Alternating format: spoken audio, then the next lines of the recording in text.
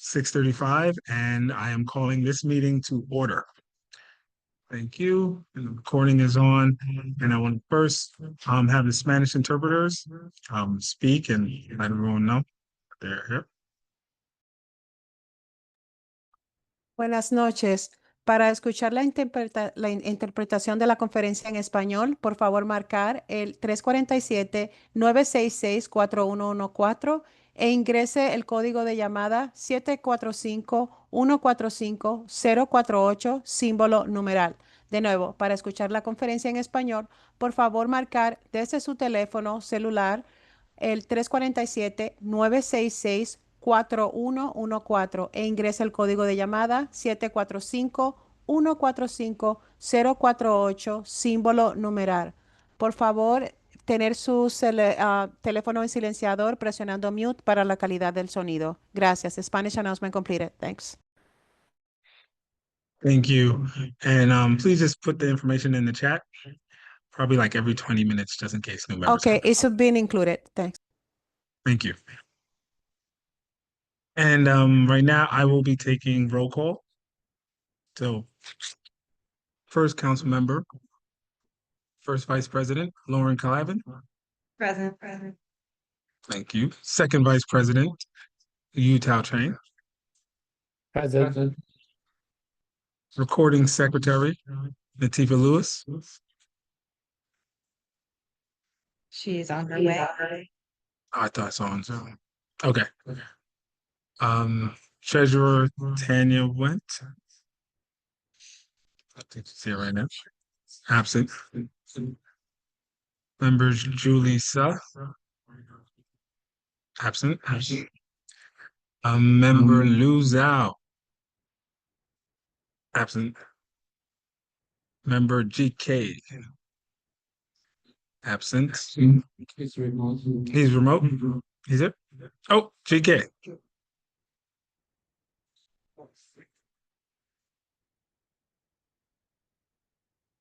Okay, we'll come back to you, GK.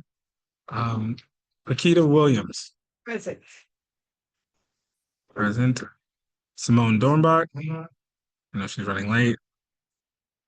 Jennifer Soberth. Present.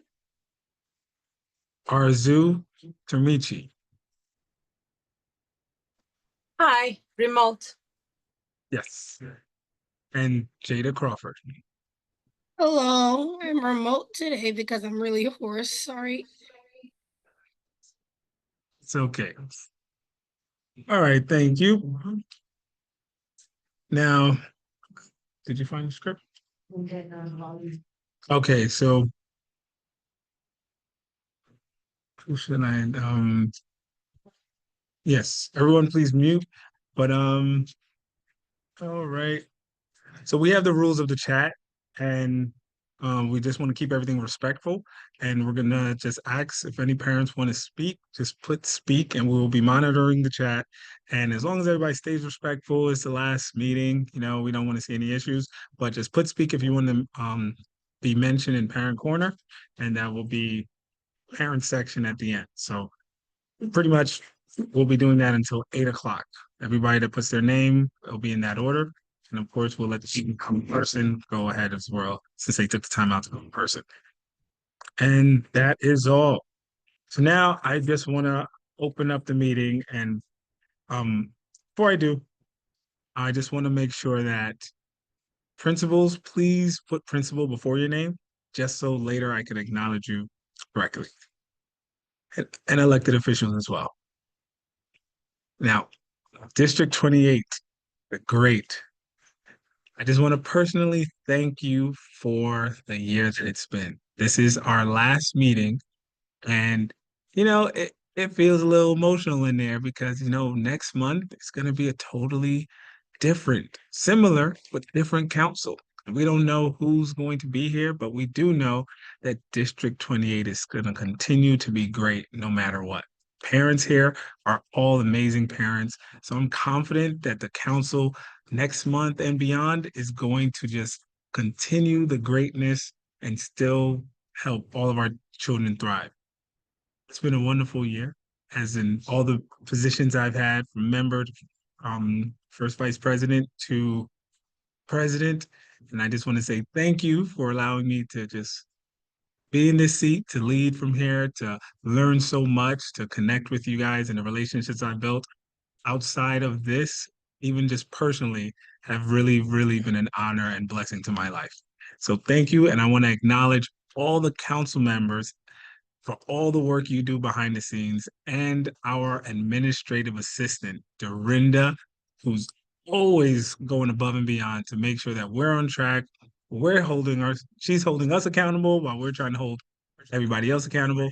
And it's just an honor to have become part of this family in District 28. So I look forward to just learning and growing so much more with all of you as we continue.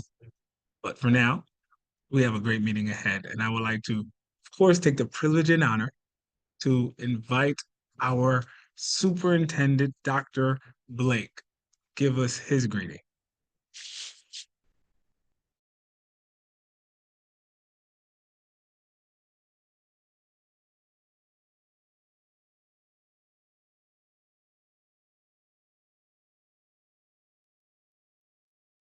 Good afternoon, all, and welcome to our monthly CEC meeting. Just want to give you an update, an overview. Just want to say welcome to each and every one. And before I get into the contract for excellence funding, I will give my regular report. So just to remind us of our mission for District 28, it's a community district which celebrates our differences, because we understand that woven into those differences is a knowledge that they offer us unlimited possibility to learn and expand our knowledge. So with that in mind, I'd just like to give some updates on our achievements. So last year, we set as a target to really elevate reading and math literacy in the district. And I'm pleased to say that all indicators thus far suggest an upward trajectory. At the beginning of the year, for example, 30% of our students were on or above or approaching grade level. But by the end of the year, the percentage increased significantly from 30% to 53%. This improvement highlights the progress made over the course of the year in our ELA and the focus we have placed on New York City Reads as a city's initiative. In mathematics, a similar feat is also recorded where at the beginning of the year, 21% of students were on or above or approaching grade level. And by the end of the year, this percentage had risen to 52%, representing a significant improvement of 31%. And this is according to the iReady data, the iReady measurement of student learning scores. So the mathematics and English and the ELA were in good stand. I'd like to highlight some other celebratory moments. District 28 proudly celebrates our outstanding 99.3% in compliance in programming for English language learners, or MELs, setting a citywide standard for excellence. So we're at 99.3, and of course, the target is to reach 100%. So we still have some work to do, but we want to celebrate, pause to reflect and celebrate. Through our unwavering commitment, the district has successfully implemented a corrective action plan and ensured tailored high-quality services for our English language learners and students with IEPs. These accomplishments reflect the district's dedication to inclusivity, culturally responsive education, and its leadership in shaping a brighter, more equitable future for all learners. For special education deserves celebration. We're also thrilled to be ranked 11th in the city for special education with 96% in terms of our compliance of students fully served, reflecting our dedication to providing high quality support for all learners. Also, notable numbers that we are at 95%, which is 5th in the city, in the honor roll for the 24-25 school year. That is the annual goals for families. That's an outstanding number as well. And finally, we are one of only 4 districts in the city chosen to be part of a pilot of innovative partnerships for special education, which means that we'll be giving special attention to look at special education students and to make it more robust and to offer those students the best that they deserve. A heartfelt thank you thus is in line for district team members and school-based support staff, all the principals and leaders of the district for our collective hard work in achieving the goals we set together. Also, at the very beginning, we have looked at attendance as a moment of elevation spotlight. So for District 28, our attendance celebrations really need to be commended. Where we are now in June 2025, year to date, our overall attendance is 91.5 compared to the city 90.0 citywide. And for chronic absenteeism, 30.5% last year compared to 32.7 citywide. So we are still doing better. 30.5% compared to 35.3 on the same day last year, thus representing an overall decrease of 15.7% in chronic absenteeism. That is also a cause for celebration and commendation.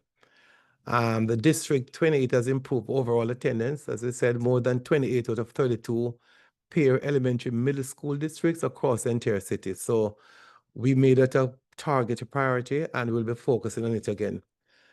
We had some visitors in our district. Chancellor and Council Member Schulman visited one of our schools, this PS 144.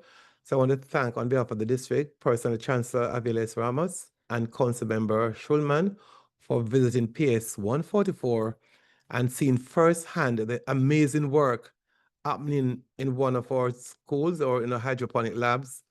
So we're truly appreciative of their support and recognition. Thank you for also the partnership of the CEC and the UFT and CSA. We expanded our heartfelt thanks. We expanded our heartfelt thanks to the DC28 CEC for their end of year celebration recently in recognizing community partners, which strengthens our collective efforts. We also want to thank the UFT for their hard work and the CSA as well, and collaboration for, especially the UFT, for recognizing the new teachers' diligent efforts. So we just had that, and the pictures are reflective of those celebrations across the city where we really elevate our educators in the city and also emphasize family engagement. District 28 also celebrates our UFT teacher centers. We have we continue to strengthen the partnership with Queens UFT by opening 4 new teacher centers across our district to support both our outstanding new and experienced educators.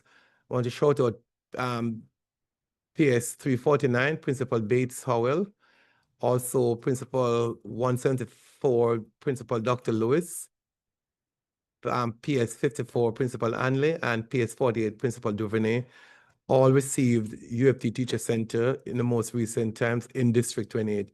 We want to thank also Mr. Bruce Zell for his continued support and partnership with the district in allowing these teacher centers to become a reality. So finally, I want to extend my deepest gratitude to each and every one of you, our collective community, for your dedication, hard work, and unwavering support. I've really made this a truly remarkable year. Special thanks to the offices of all our elected officials, the UFT, CSA, and the DC37, all our complementary partners, and especially our students and families in District 28 for the invaluable contributions to the district. Let's take a moment to inhale, enjoy the summer, and recharge our spirits. Together we can make the great 28 in 26-27 school year even better. Thank you very much, and I will be seeing you again later on for the other presentation, Contract for Excellence. It's actually happening now. In fact, that's happening now. So I just wanted to start with that report about the celebration in our district.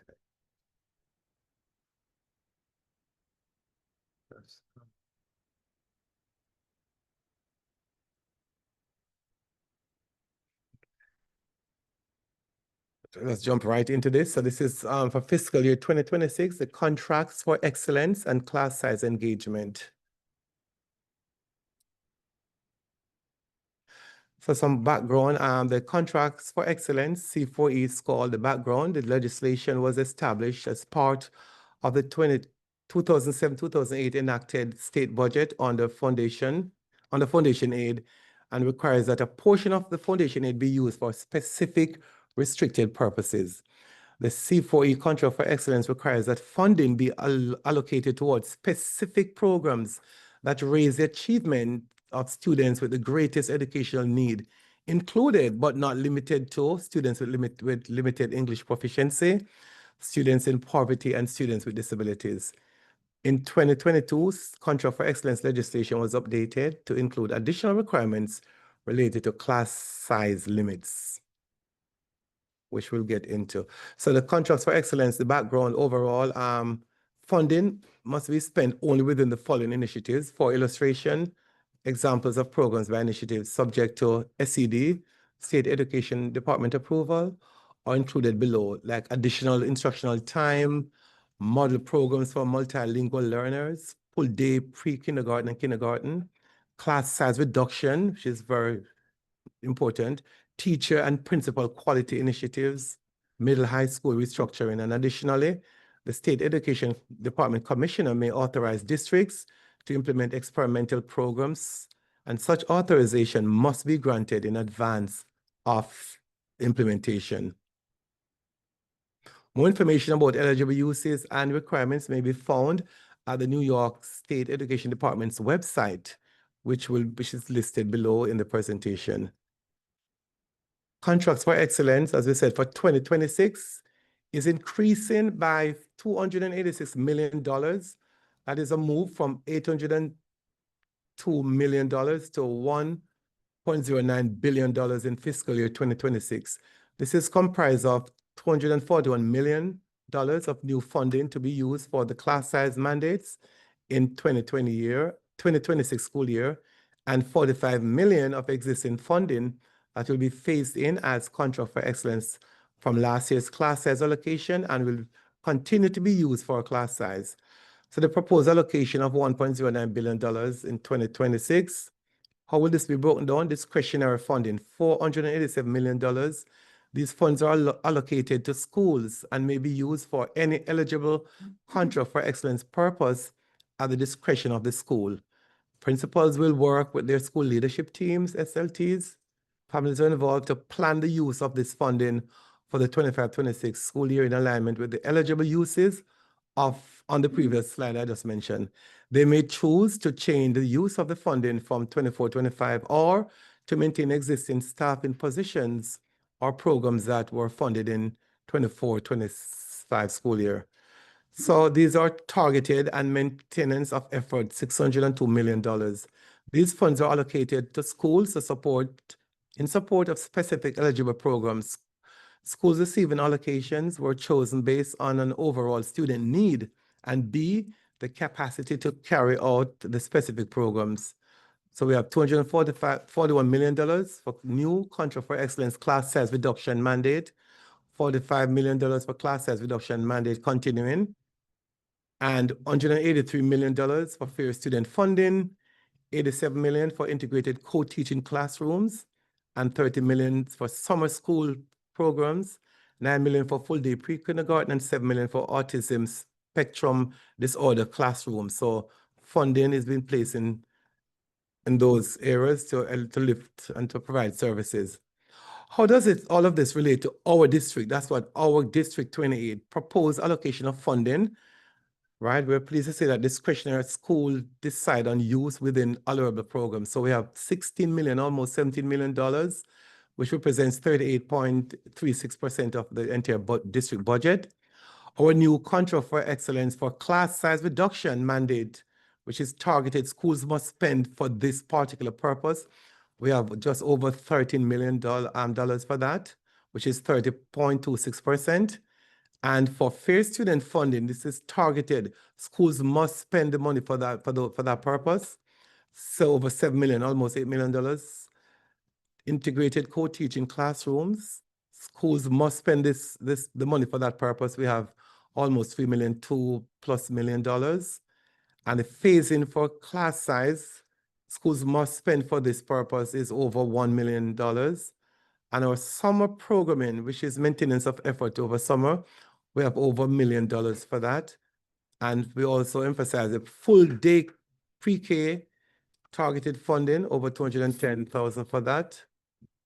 So representing a total of $43 million which is really our 100% allocation of our funding. So these funds are targeted to service our schools across the district.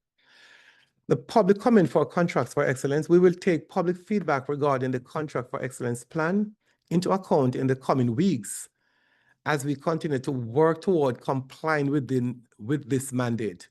The deadline for submitting public comment on the C4E contract for excellence plan is July 8th, 2025.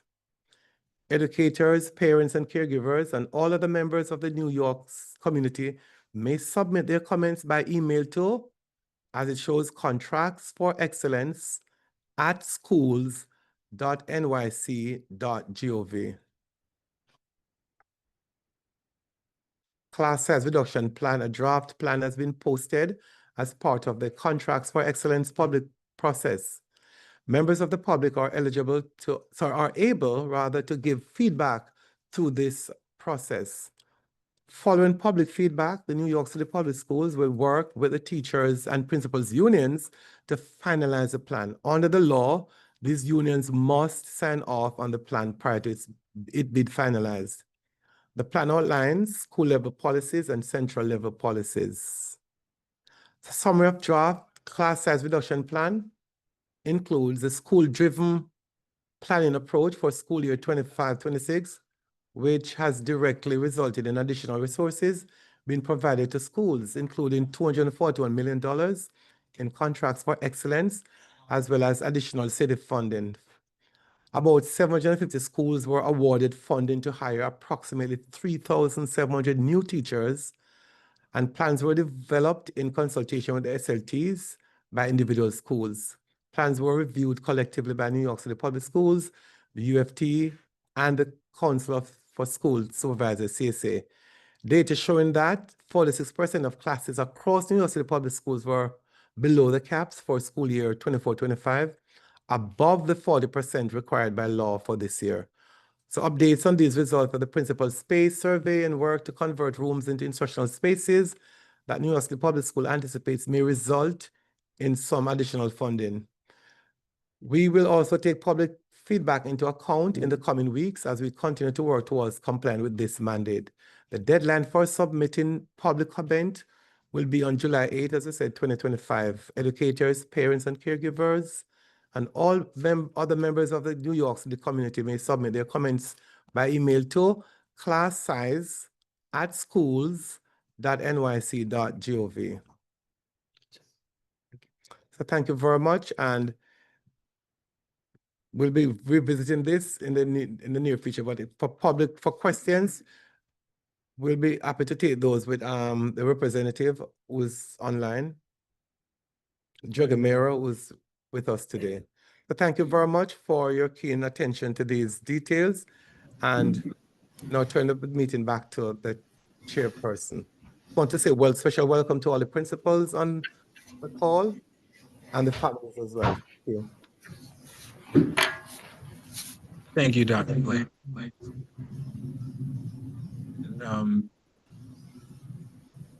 Now, we did have a few questions, but I want to first introduce Dragomira Koleva. Yes, thank you, Quentin. Hi, everyone. Dragomira Koleva, Senior Grants Officer.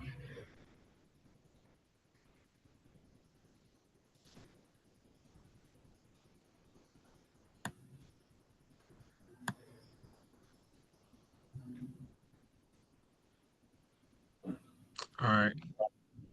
We have a question from Jessica.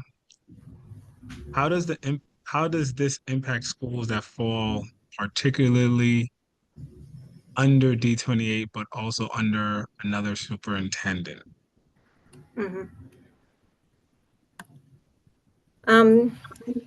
Typically, that could be a good question to follow up through the comment email that was provided, but typically it would include all the schools that are geographically in the district for the numbers. I mean, the superintendent is still delivering, the superintendent report, but for the numbers in the past, we have included schools that fall under the geographical district, and that's for any district. We do have some new superintendents citywide, but that will be a good question for the comments. No problem. And could you put that email in the chat? You just Yes. mentioned. And another question is, how are teachers being hired? We're expecting 3,500 teachers in 1 year. But I could address it to the extent that I can. That's really somebody for someone specializing more into HR processes. But there is a concerted effort that is specifically focused around the hiring of new teachers. And as far as I know, there is a point person. There are point people by borough. There is generally a concerted effort to make hiring. I don't want to say easier because there's still the process and the protocols to go through, but to make it more smooth. thank you. And excuse me, it's hard to imagine what's right. All right, and the last question was, will it be presented on the website? And yes, we will be getting this posted on our website so you could review it and follow up after this meeting. And so yes, when you get a chance, just is it Koleva? Just please put the email you mentioned in the chat Sure. so people can follow up with their questions there as well. And yeah, that's all the questions for now. Thank you again, Mrs. Kalova, for coming here and sharing your wisdom. And thank you, Dr. Blake, for enlightening us on what's new to the district and the positive things that we're doing to move forward. I want to take this time to acknowledge that this month, coming from May, is Alzheimer's and Brain Awareness Month. So let's acknowledge that it's that holiday. It was also Men's Health Month. And as a man, I do know we need to take care of our health. So men, please continue to take care of your health. You're needed. And it was also Eid al-Adha last week. And I want to wish the Muslim community a happy Eid. And this month is Father's Day month. Every day should be Father's Day, but we're going to recognize it in June just because, school's getting out. What better time to acknowledge fathers than the last month? And happy Pride Month. We're a very inclusive and diverse community, and that's going to go with our next presenter as well. And it's National Caribbean Heritage Month. A lot of our district has Caribbean heritage, so happy Caribbean Heritage Month. And it's PTSD Awareness Month. You might know someone. If it's not you, happy PTSD Awareness Month. And it's Happy Safety Month. We can always be a little bit more safe. So take care of yourself and be safe. Now, again, I want to give this opportunity for principals. I want to call on some principals if you just want to bring some greetings.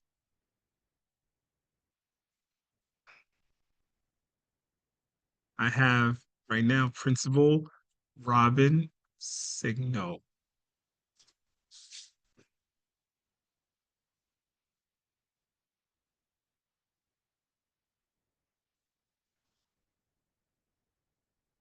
You're muted.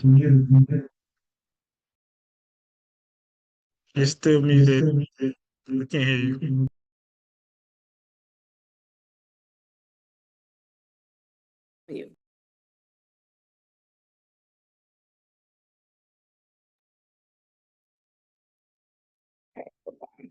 Can you guys hear me now? Yes, I'm on multiple devices. Please excuse me. But I just want to say hello. Thank you, everybody. Have a very eventful day. So thank you for acknowledging my presence. Thank you. You didn't want me to add anything else, right? No, Yeah. just greetings. Yep. Gotcha. We got this. I got you. Today I visited Robin Signan School, but you'll hear about that later. Next, from our district office, Dr. Hall. Like to bring greetings. There you are. Good evening, CEC28. I regret not being able to be there in person this evening, but I'm so glad to connect via Zoom. I just want to say thank you for your input in a marvelous 24-25 school year. Us being able to come together as a community has really been fruitful.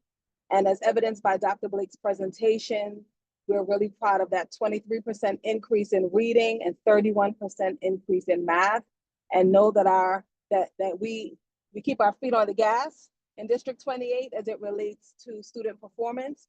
So families know that we continue to prioritize your children's learning in our district. And I want to say thank you for your partnership, and to our school leaders and district team members, elected officials, and council members on the call. Thank you for your support and your partnership throughout the 24-25 school year. 25-26 will only get better. Thank you.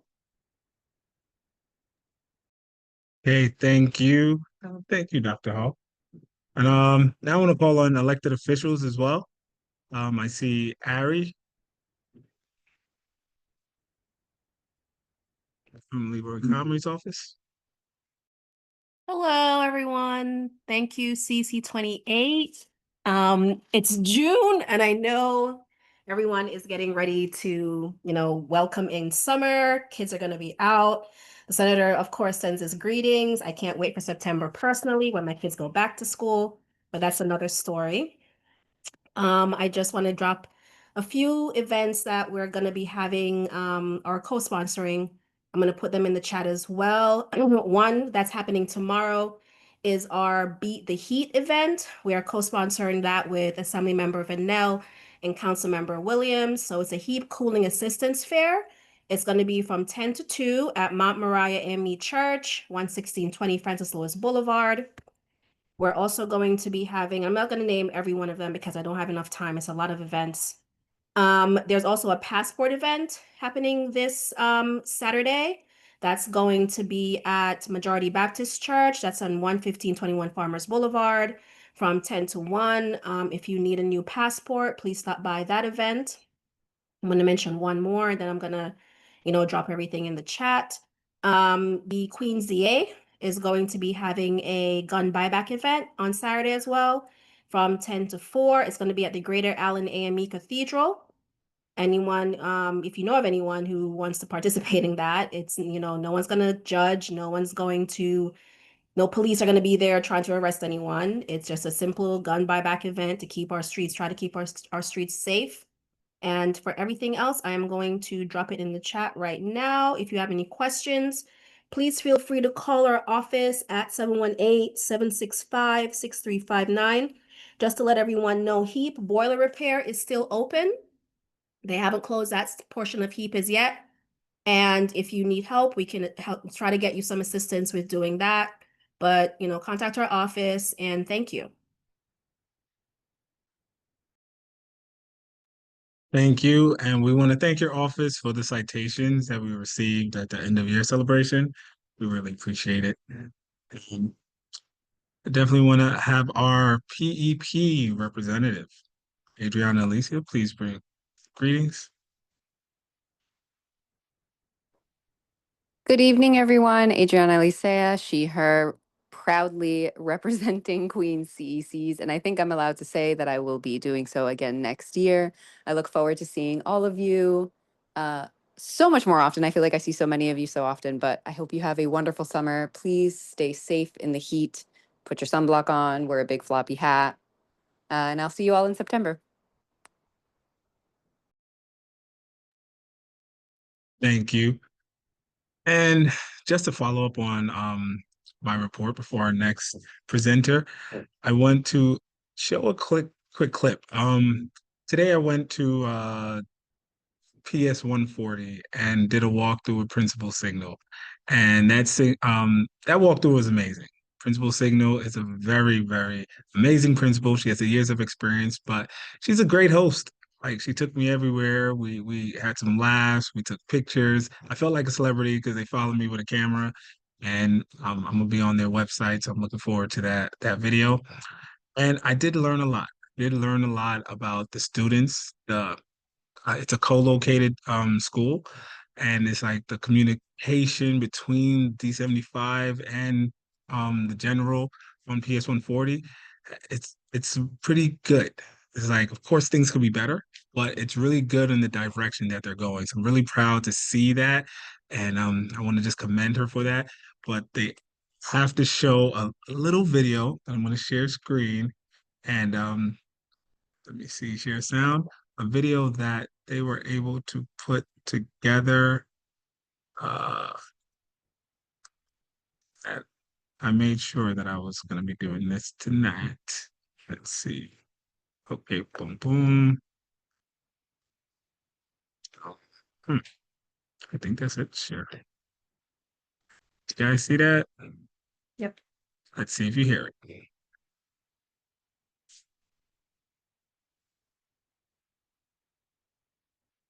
Oh. Then come to PS140 with Prince. Can you hear it? What better thing to do on a beautiful day than come? See what I. Oh, there we go. Okay. What better thing to do on a beautiful day than come to PS140 with Principal Signal, who gave me a beautiful tour of this amazing school. And this is her amazing staff. And they're doing big things over here. Look at the walls. Look at the walls. They're doing creative things. And I really just want to say how much I appreciate not just being CEC president of District 28, but the engagement and building the relationship with the community. Like, parents, you need to come out more and support your schools, support your students, and see the amazing things we're doing here in our schools in the South. I've been to the North, I've been to the South. Big things are happening everywhere, and I'm just proud to represent all of you as your CEC president this year and maybe the years to come. So thank you again, Signal, PS140. This has been a blessing just to be here in this amazing weather, and I look forward to coming back for more. Go Sharks! Hi everyone, my name is Miss Amaya and I'm here at Ellington Magnet at our brand new mural. This is something Student Council created along with me and a professional artist. We thought of ideas, we brainstormed what really we wanted to share about our community, and some of the things that we wanted to talk about was how learning happens here at Ellington Magnet. And one of the things that we really wanted to reflect on is what represents us as a building and as a school. So one of the things that we came up with were sharks. We also thought about what represents our borough in Queens. We talked about trains and our commute to school every day, what that looks like for our community, not just our school community, but our neighborhood. And some of the ideas we thought about were sharks, because we are home of the sharks. And we brought to life an under ocean school theme. So here we have a bunch of animals from under the ocean, our train driving through Queens representing our borough. On this side, we have differences do matter, because here at Ellington Magnet, we have a ton of diversity and we really wanted to showcase our diversity. We incorporated International Day into it, our different countries that we represent, because we come from immigrants and we wanted to document that, the places we come from and the people we represent.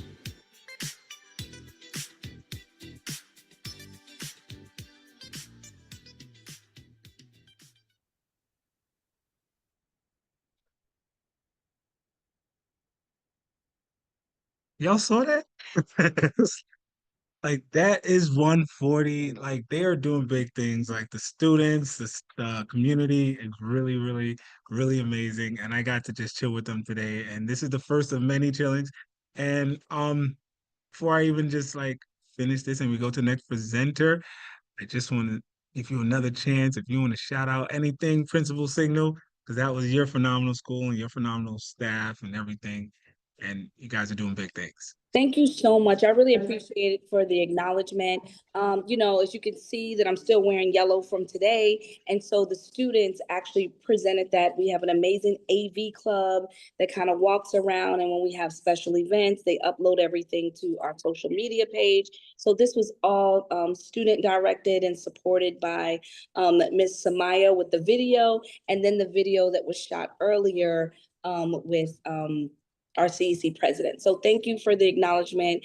We're just a little gym in South Jamaica. We're just trying our very, very best for many, many years. And we're looking forward to really showcasing our entire community campus that includes 811, a lot of the parents that are there, and with the things that we're doing and walking those strides together. So thank you very, very much. I really appreciate it. Now you got a chance to see PS 140, and a few months ago, you got a chance to see 811, and you can see how it lives within an actual building. So thank you, thank you, thank you for that opportunity. And I want to acknowledge our staff and our students that created that amazing video right there within today. That's what digital media and Magnet allows you to do.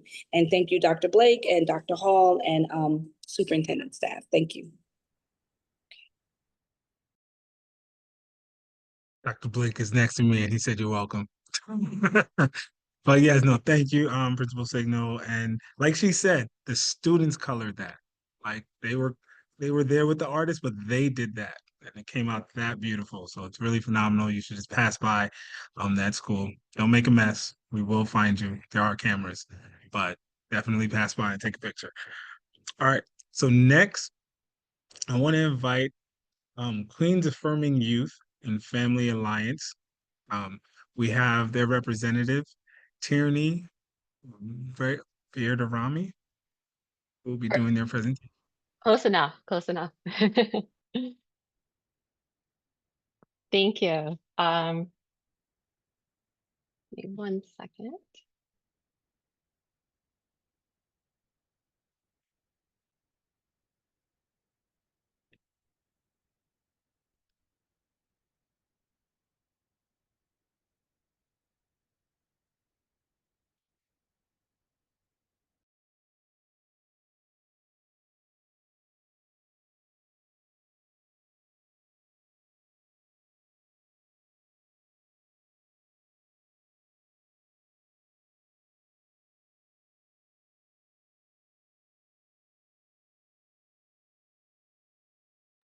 Hey, can everyone see my screen okay? All right. All right. Sorry, I'm having some issues with my mouse here. It doesn't seem to want to drag. I'm trying to click on some things and move things around. Give me 1 second.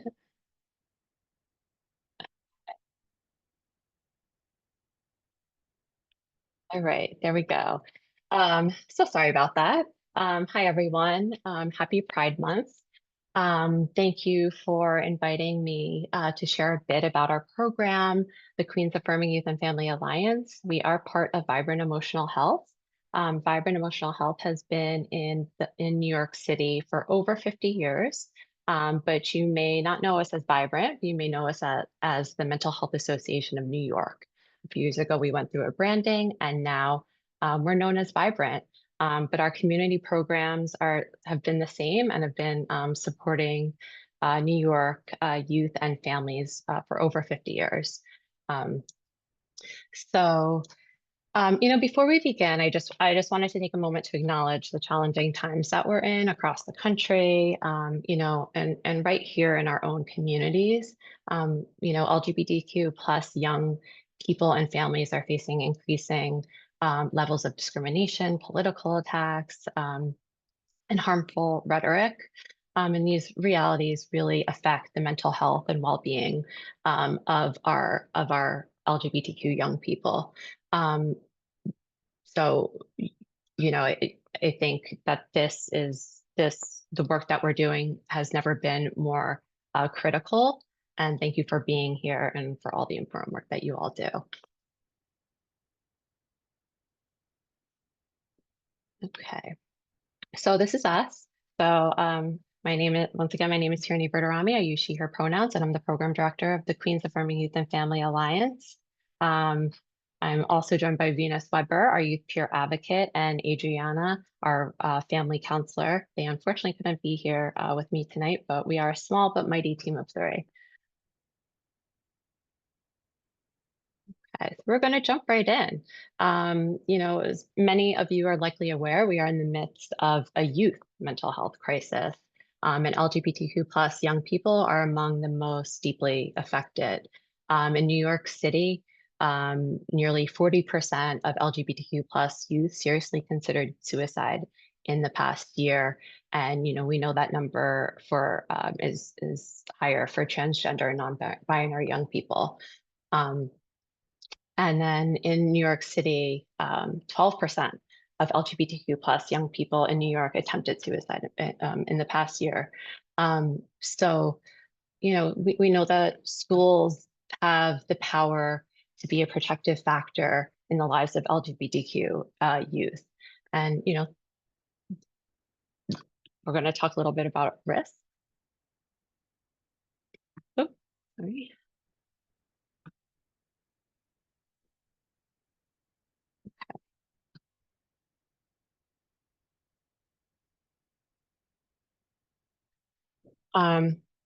So, you know, the risks don't happen in a vacuum, right? There may be rejection at home, bullying at school, lack of supportive adults, right? And all these compound, you know, negative health effects can increase rates of isolation, depression, suicidality. You know, we see LGBTQ youth internalize negative messages, and that often leads to trauma, anxiety, and depression. And, you know, we do have the power, you know, to change statistics. And we know that LGBTQ youth who felt high support from their family reported attempting suicide at less than half the rate of those who felt low or moderate support. And the same is true for those youth who found their schools to be affirming. So they attempted suicide at much lower rates. Okay. And a report from the Trevor Project shows that just one accepting adult can reduce the risk of a suicide attempt by 40%. So, you know, that one adult could be you. Okay, so that brings us to the Queens Affirming Youth and Family Alliance. You know, I think our program was really created to meet this moment. We're a New York City-based initiative focused in Queens, and we're really here to support LGBTQ youth and caregivers. So the youth ages 12 to 25 years old, youth and young adults ages 12 to 25 years old, and their caregivers and families. And, you know, we really want to promote the health and well-being of LGBTQ youth by fostering a really supportive and affirming families and communities. And our goals are to decrease the rate of suicide and attempted suicide among LGBTQ youth and do this by increasing family and caregiver support.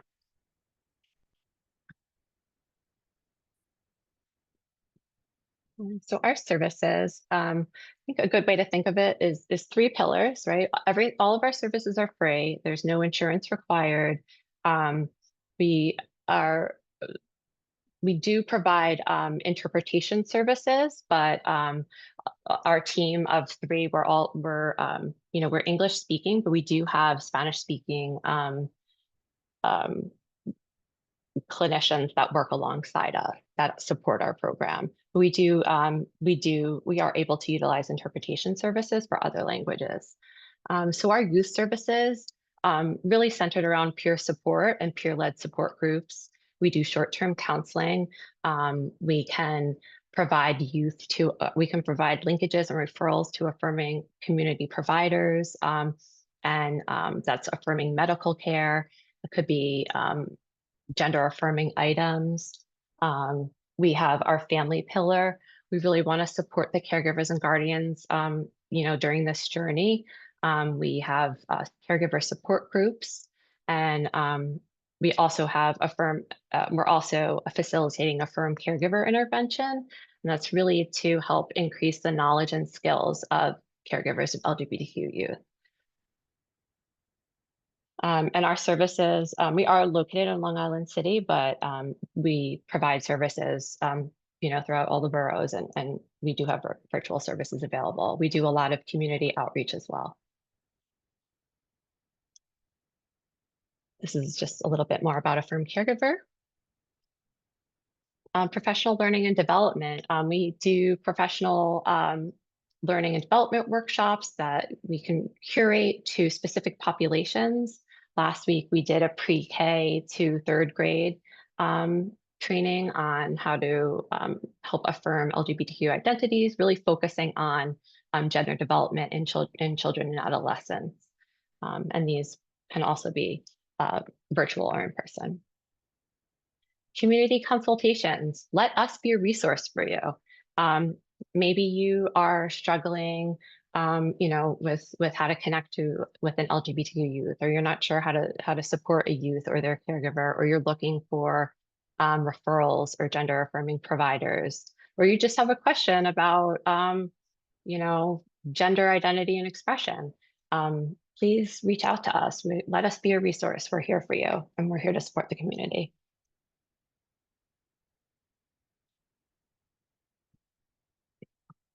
Our referral process is pretty easy. You can scan our QR code. We have a Google Doc form. You could email us. We're really trying to make our services accessible and a pretty seamless referral process. And yeah, if you'd like more information, you can just leave your email in the chat. I can leave my email in the chat. You could reach out to me. And yeah, this is us. Thank you. Thank you, Tanny.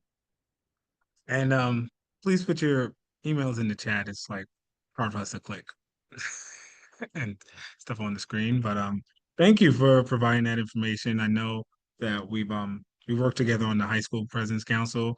So just seeing you over here, sharing what you do for free to that large community, it's really, really impactful. And thank you for just what your organization does and all the work you do.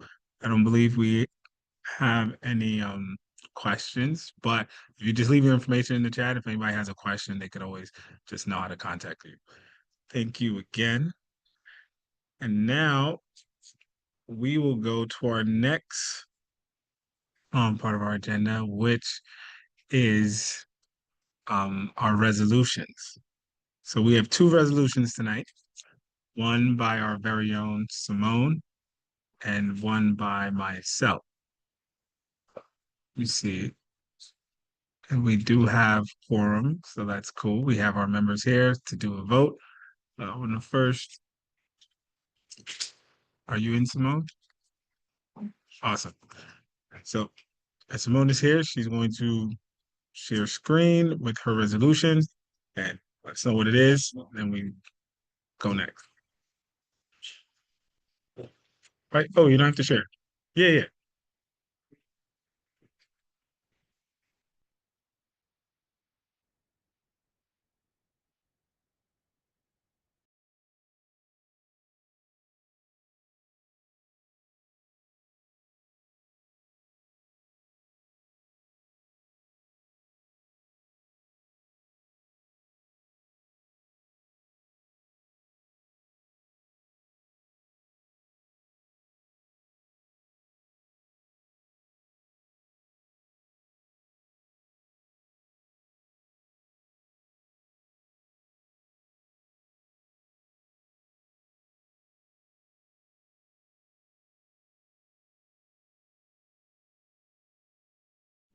Good evening, everyone. I'm introducing this resolution after I asked last month for a break, and that break was only to get more information, and we were able to speak to several principals, to our district team, and we're good to go. I also had the privilege to visit Queens High School for the Sciences at York College. It was part of an information tour for 7th graders, and so I got to see how small that school really is. Should I just read it, or so basically what we are suggesting is that Queens High School for the Sciences at York College is going to be sited in a new building that is currently built on Hillside. I believe it's Hillside. Where's the address? Sorry,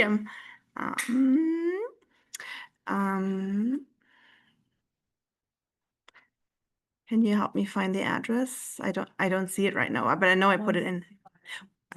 Yes, on 88th Avenue, which is it's also on Hillside Avenue, and the cross street is 88th Avenue in Jamaica, Queens. Because of that school is really, really overcrowded. When I toured the school, I saw how small the place is. It's basically a second floor in a basement where 500 students are crammed in, and they're taking shifts. They have to go to a different place to go to the gym. They have to rent out space when they have their celebrations, and we think that this school deserves to have a bigger space so that they can thrive and flourish and also grow bigger. So therefore be it resolved, Community Education Council 28 urges Queens South High School Superintendent Dr. Josephine Van Ness and the New York City Department of Education to site Queens High School for the Sciences at York College at the location designated for the unnamed high school facility currently under construction at 165-15 88th Avenue in Jamaica, Queens. And be it further resolved that CEC28 demands that the New York City Department of Education Office of District Planning to include in its long-term plans to address the inequitable and grossly disproportionate lack of specialized and general high school seats in Queens, and be it further resolved that CEC28 demands the New York City Department of Education Office of District Planning to report annually on the status of its plans to sharply increase the number of specialized and general high school seats in Queens during its annual data presentation to the CEC24, CEC25, CEC26, 27, 28, 29, 30, and the Citywide Council on High Schools.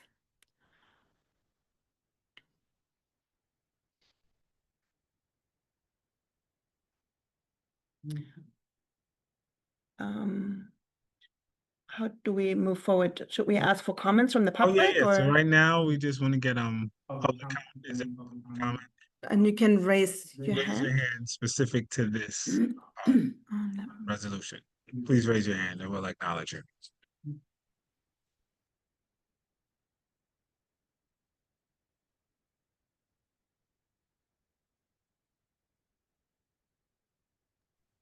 Okay, with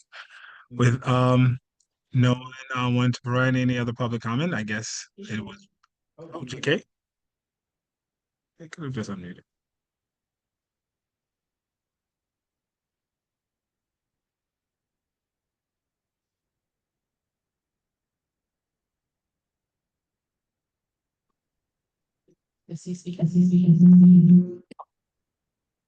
I vote yes. Awesome. So we're gonna go now to our recording secretary to actually do a vote.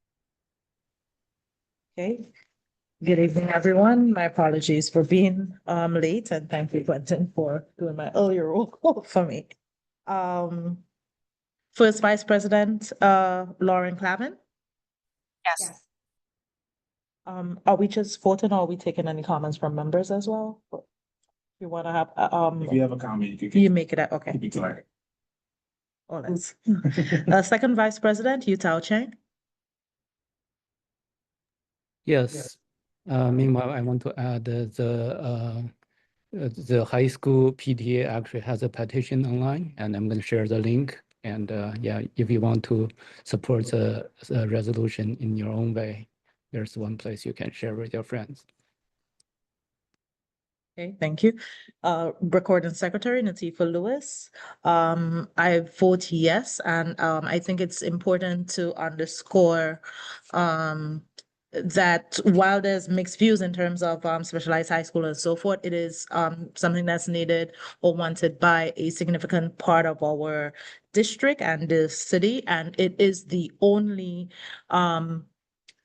specialized high school in Queens. It does still take students from all of the cities, and we already have a Queens shortage of seats just in general. So that factored a good bit into some of the decision for supporting this. We understand that other schools need spaces as well, but for this significant part.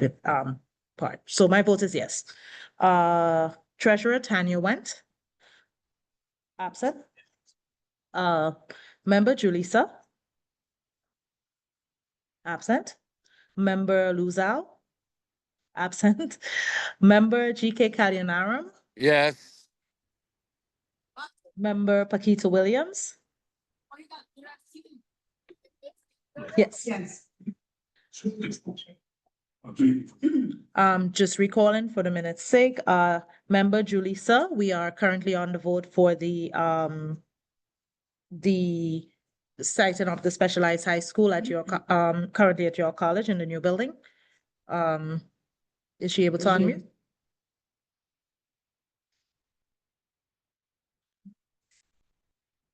I'll come back to Julie. Member Paquito Williams said yes. Member Simone Dunbar. I'm here. Oh, Julie's here. Okay. Member Simone Dunbar. Okay, sorry. I just logged in. Yes, Sorry. yes, and as some of you know, I do have my issues with, especially with the access to specialized high school, not with specialized high schools. And I just feel that our Queen students deserve to have a bigger school. It's really that easy. And in terms of equity, I do think that this is the system we are dealing with right now. We do have specialized high schools, and so I'm not going to be someone who is going to be against an existing specialized high school, the only one that we have in Queens, to grow into a bigger high school. So yes, absolutely. Okay. Member Jennifer Sobers. Thank you. As a graduate of specialized high school, I'm very well aware of the doors that have opened to me, and I'm no longer, but used to be surprised at how well known the schools are even outside of New York. To know that there are students who may not consider attending the Queen's School because of building and infrastructure deficiencies is heartbreaking. It's heartbreaking that students can have a better and more fulfilling experience with something that's seemingly so simple as getting an adequate building. This new school seems to address that. And it seems to be long overdue. So I'm proud to co-sponsor it and support its passage. And I also urge the Board of Ed and the School Construction Authority to proactively seek innovative solutions for school building shortages throughout the district more generally, so that schools are not so overcrowded and class sizes can be reduced for a more effective learning environment. So maybe the new CEC can work on that. So yes.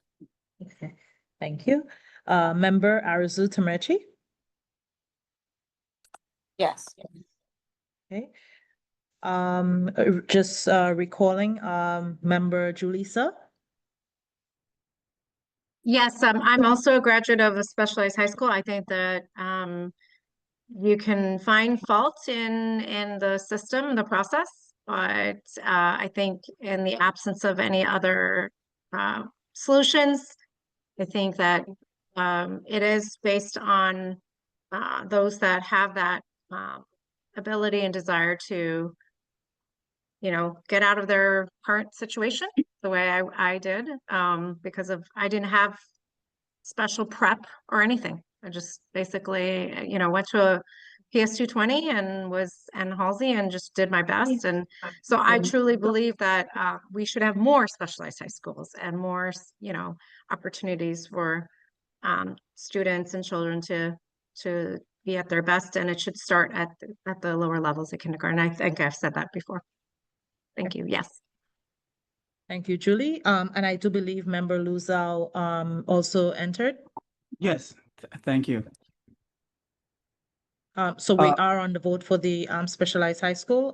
Yeah, I you had it support. before, so how do you vote?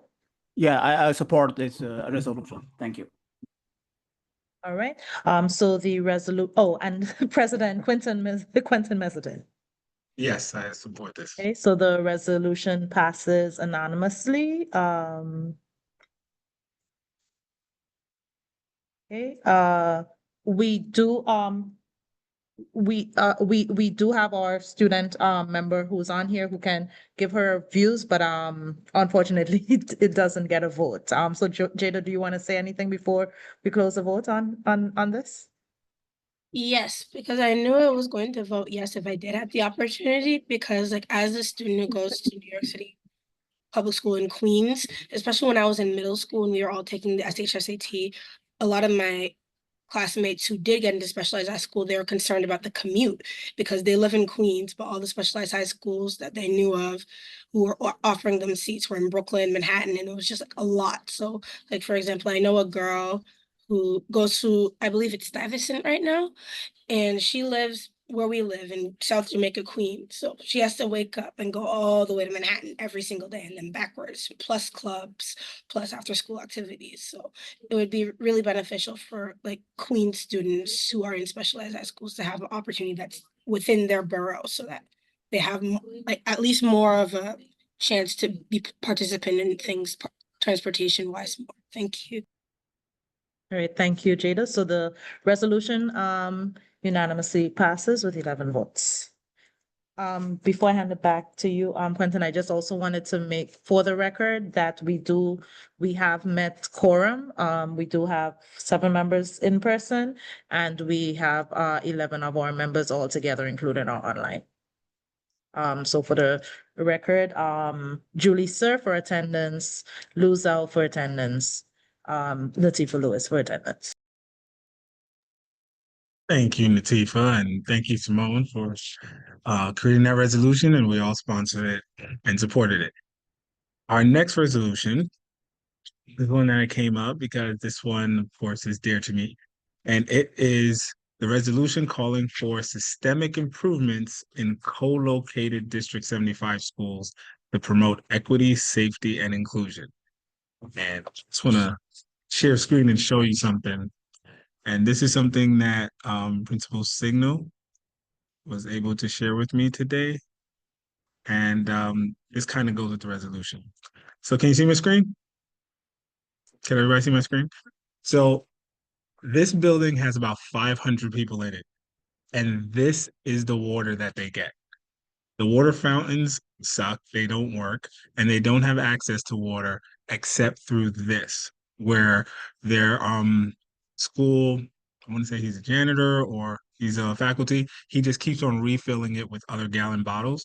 And this is what provides all the students and staff water, where in other schools they have water fountains, they have different methods of having it. This is what provides about 500 students water because it hasn't been fixed and it hasn't been addressed after it broke earlier this year, and this is what they've just been dealing with. So they're happy, but it's like the lines when kids are thirsty this summer are just ridiculous because they're all fighting right here with cups to get water.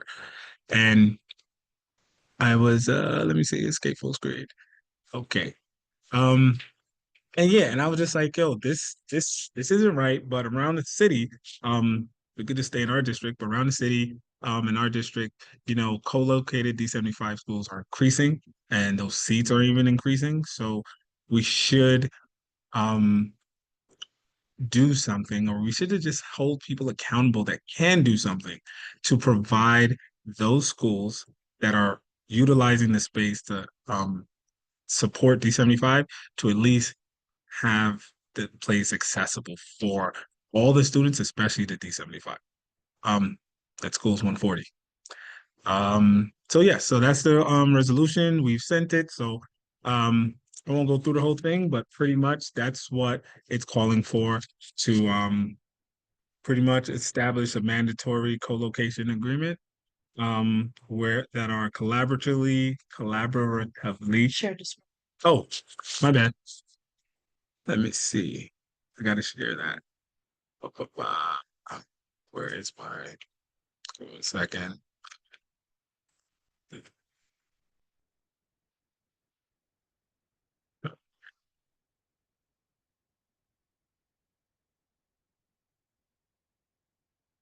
Okay.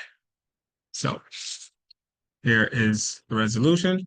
So we're pretty much summed up just providing the environment that students deserve. They deserve to be in an environment that supports their needs. And to resolve this, we just want to call on everyone, one to what you call it, this to be resolved that Community Education Council for District 28 calls upon the New York City Department of Education to establish mandatory co-location agreements that are collaboratively developed with D75 administrators, parent leaders, and staff to ensure equitable access to shared facilities, schedules, and school-wide opportunities. And pretty much this was to be further resolved that this resolution be shared with the panel for education policy, PEP, our community education councils, and the New York City DOE chancellor and relevant elected officials to advocate for the systemic changes necessary to ensure that students in District 75 are treated with dignity, equity, and care, regardless of their school's co-located status. I want to give this moment if anybody has any questions or comments that they want to share in the public. Please raise your hand. Okay.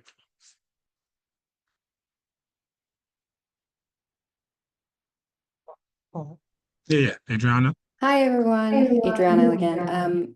Is this document or would this plan be in addition to, I put this in the chat as well, would this be in addition to each co-located building's building utilization plan or their BUP? The BUP is meant to describe the number of rooms that are divvied up in the co-location, and it will say, like, for lack of a better example, all of the rooms on the second floor belong to Success Academy, where all of the rooms on the first and third belong to the New York City Public School. And within that, they will also put in like what time the co-located school, so in this example, the charter uses the gym, what time they use, if there's an art space that's shared or like an auditorium, things like that. All of that is spelled out in the BUP.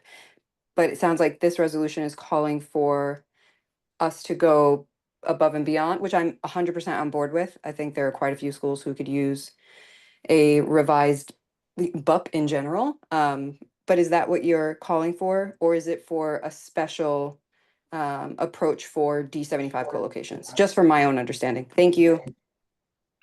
No problem. It's like, from what I understand, I believe we are saying the same thing to a degree. Like, I don't want to. It sounded like you said kind of what we're just doing is we have these co-located spaces. So from what I put together and what I'm understanding you're saying, we're just wanting to hold all the people, all the stakeholders accountable for making sure that it's fully accessible for D75. So you said BUP. So I'm not familiar with that act. What? Building utilization. Building It utilization. would be used when we're doing like the voting on the school, the capital plans and so forth. Gotcha. Those are there. So absolutely they should be at the table if they're necessary stakeholder in planning this. Yes. So I feel like that maybe that's why kind of right here in building councils, but we could just work on the terminology if it needs to be said in that way, just to make sure that they're there as well. But it's with the same goal in mind. So thank you, Adriana. Anyone else? No. All right, so let's have a roll call. Right. In similar fashion, I'm going to go through the roll call vote. If you have a comment, you can make a brief comment before your vote or with your vote. First Vice President Lauren Clavin. I vote yes. Just briefly, I grew up in Queens. I attended elementary school in District 25, where students with disabilities occupied a space in the basement of our building. They did not have access to the entire space. There definitely was no, they were fully segregated where they were. And that was 30 plus years ago. And I'm not going to say that we haven't made progress, because we have for sure, but we could be doing much better. It's shameful, really. And we can talk, we can say what we want about dignity and equity and accessibility, but if the physical environment doesn't reflect that, then it's not going to exist in our schools. So I really appreciate this resolution and I do support it.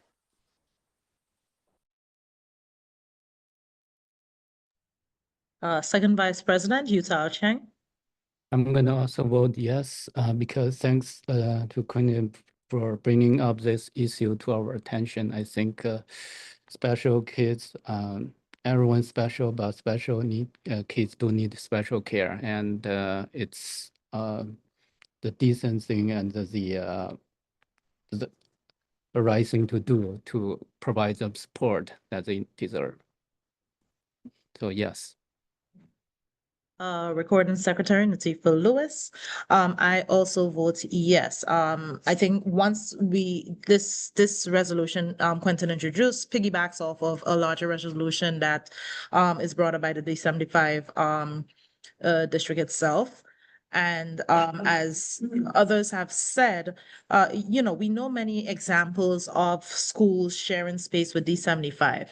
And if there are 3 schools in a building, for example, we often hear a lot about the 2 non-D75 schools when it comes to partnerships, when it comes to a lot of things. And, there are many who are working well together. But I think an example of it was even just recently at our end of year celebration, having the students from P80 811Q perform and do a wonderful job or so forth. And even us as a council with being inclusive, having families with students who have IPs, students in D75 or so forth. I don't think we have ever invited them to perform before. And so I think to Adriana's earlier comment, yes, the building utilization plan, it deals with how the space is allocated. And when we were fighting Success Academy, being in MS72, we saw that the building utilization plans, one, are not up to date, do not take into account the actual community that they're serving, because that building is still listed as 55% utilized, when we saw for ourselves that our D75 students with sensory problems or with sensory issues were forced to be doing gym in a locker room, because while they had a very large gymnasium that accommodated 2 or 3 schools or so forth, it did not provide the spacing for that. So I think this is where we're going beyond what is on paper in hard black and white, that these services are there because there's space. We can hold these amounts of kids or whatnot, but letting them have, as Lauren mentioned, the dignity of being a part of the part. So I resoundingly vote yes. Treasurer Tanya went. Absent, sorry. Member Julissa? I think my colleagues have said it better than I could, that I can't even believe we're even discussing this. Like if students are sharing a physical space, there should be no difference between how they're utilizing the space. I just don't even, I'm kind of speechless that we have to discuss this. So yeah, my vote is yeah. Okay, Member Luzau? I also support this resolution. Also, I want to say thank you to Quentin. He bring up all those issues to us as kind of an educational journey for me. As you know, I have been sitting on this panel for 2 terms, 4 years, and since he came, he bring all those issues. Every time he's prepared and bring up the things in detail, and things I never heard of, to be honest, and never understand. After he joined, I start asking, principal, people. So, do your school have a D75 qualification? How it work? Like kind of thing. Because before that, I shamefully to say, I didn't even know that exists or whatever it is. But yeah, I think this kind of thing is really important. It educated me, and it continue to educate all the parent body. Great job, Quentin did here. Thank you very much. Great, thank you, Lou. Member GK Kalyanara? Yes. GK? Yes. Okay. Thank you. Oh, that was your response. Sorry. Member Paquita Williams. I vote yes. I need to. Yes. Yes. Yes, I vote yes. Thank you. Okay. Member Simone Dunbar. Yes. Member Jennifer Sobers. Agree 1000% with everything in the resolution. It almost seems like a dumb moment. Like, of course, space should be shared in a collaborative way that benefits all students. Yes. Okay. Member Arizu Tamechi. Yes. Okay. And not for a vote, but your input, Jada. Absolutely, yes, because every student, no matter ability or whether you're neurodivergent or have special needs, deserves to have water and to share a space. So, as Miss Julie said, it's kind of crazy that we even have to do that. But yes, thank you. Okay. And President Quinton Mezzatine. Thank you. Of course, I'm going to say yes. And 2 months ago, I did a presentation about ableism, and it's still a word that's not used. But then I always mention ableism shows up in the most subtle ways, and usually people don't notice it.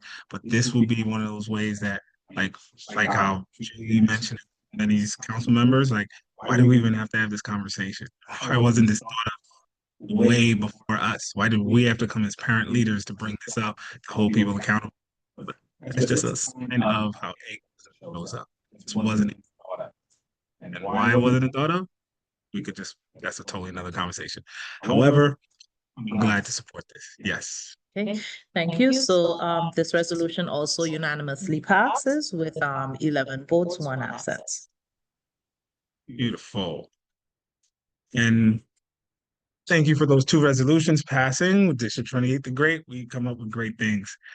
I don't know how many resolutions we did this year, but we did a lot. It's like we passed a lot. We're giving them work.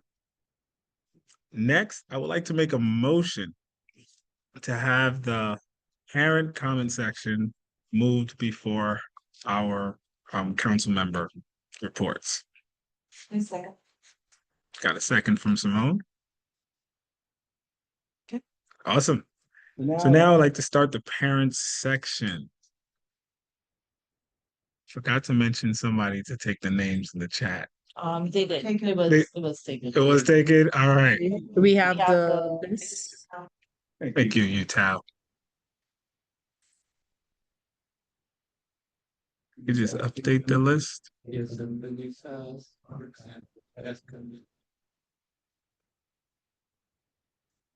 First one.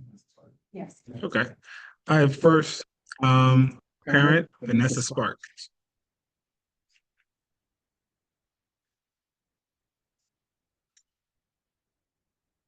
Good evening, good evening. Got a little distracted. Hello, D28.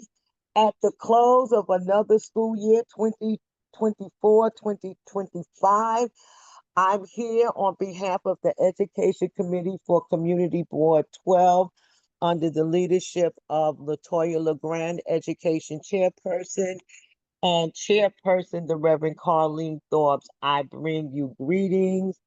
We want to say what a pleasure it has been and will continue to be working with D28, CB12, and D28. I believe that over the past couple of years, particularly this school year, we have proven to be real partners in this education journey here in the community. We look forward to continuing to work with D28 and supporting D28 initiatives. So to the entire CEC council, to Dr. Blake and his staff, to the principals and staff and parents, we wish you a lovely and prosperous and healthy and happy summer and look forward to seeing all of you in September 2025. Thank you. Thank you. You've always been a proud parent and supporting our community. We appreciate you. And our next, Jessica Zillow.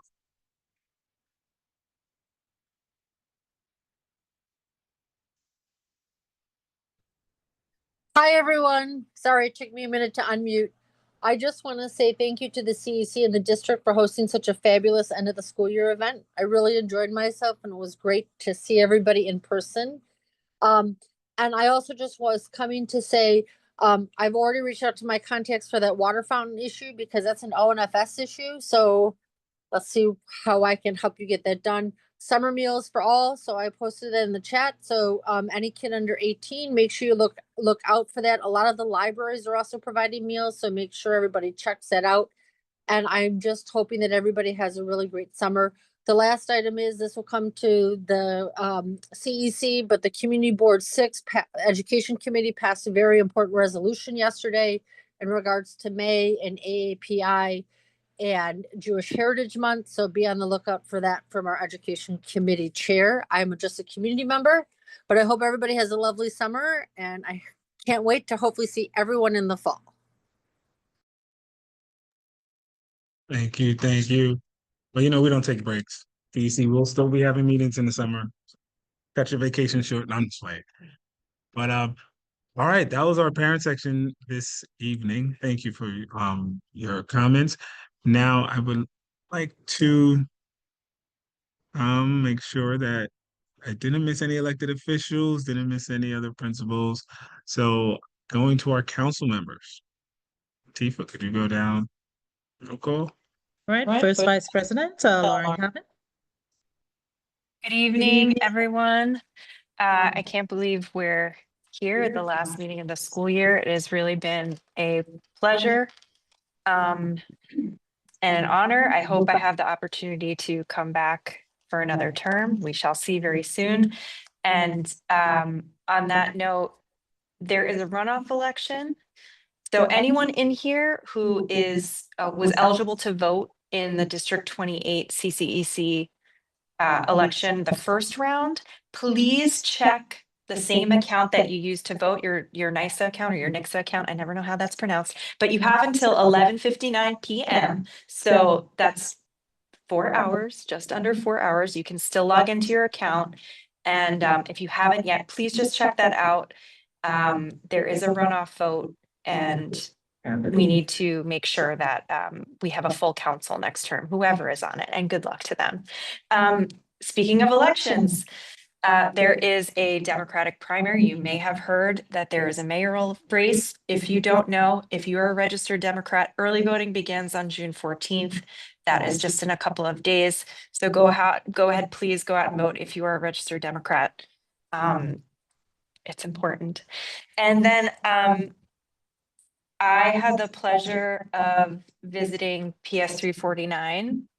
Any of you who, a couple of weeks ago, and any of you who attended our end of year celebration also got to visit that fabulous school. It was really a wonderful treat to get a tour on the day that they opened their teacher center, the UFT Teacher Center. Congratulations on that. And I just, speaking of co-locations and lack of space, this is an issue in our district and all across the city. That school is co-located with 2 other schools in the same building. But wow, what Principal Tanya Bates Howell has managed to do at that space, I think is really impressive. And I was really struck by they were having an art show when I came in, and just the gorgeous art that was on display from the students. And they took me into their pottery room where they have a kiln, which is such an amazing resource. They have another dedicated arts room that they call the glow room, where you can turn out the lights and there were these fabulous paintings around that were all glowing in the dark. My kid thought that was amazing. My little one got to come with me that day. The principal collaborates with a wonderful program called Disney in Schools, and they were able to put up The Lion King this year. And we were all treated to a performance, just sitting there in tears at how amazing these kids were. So I just want to say thank you to PS 349. I'm really proud to have been your liaison this year. And it was really great to see the amazing things that are happening in our schools. And have a wonderful summer, everyone. Thank you so much.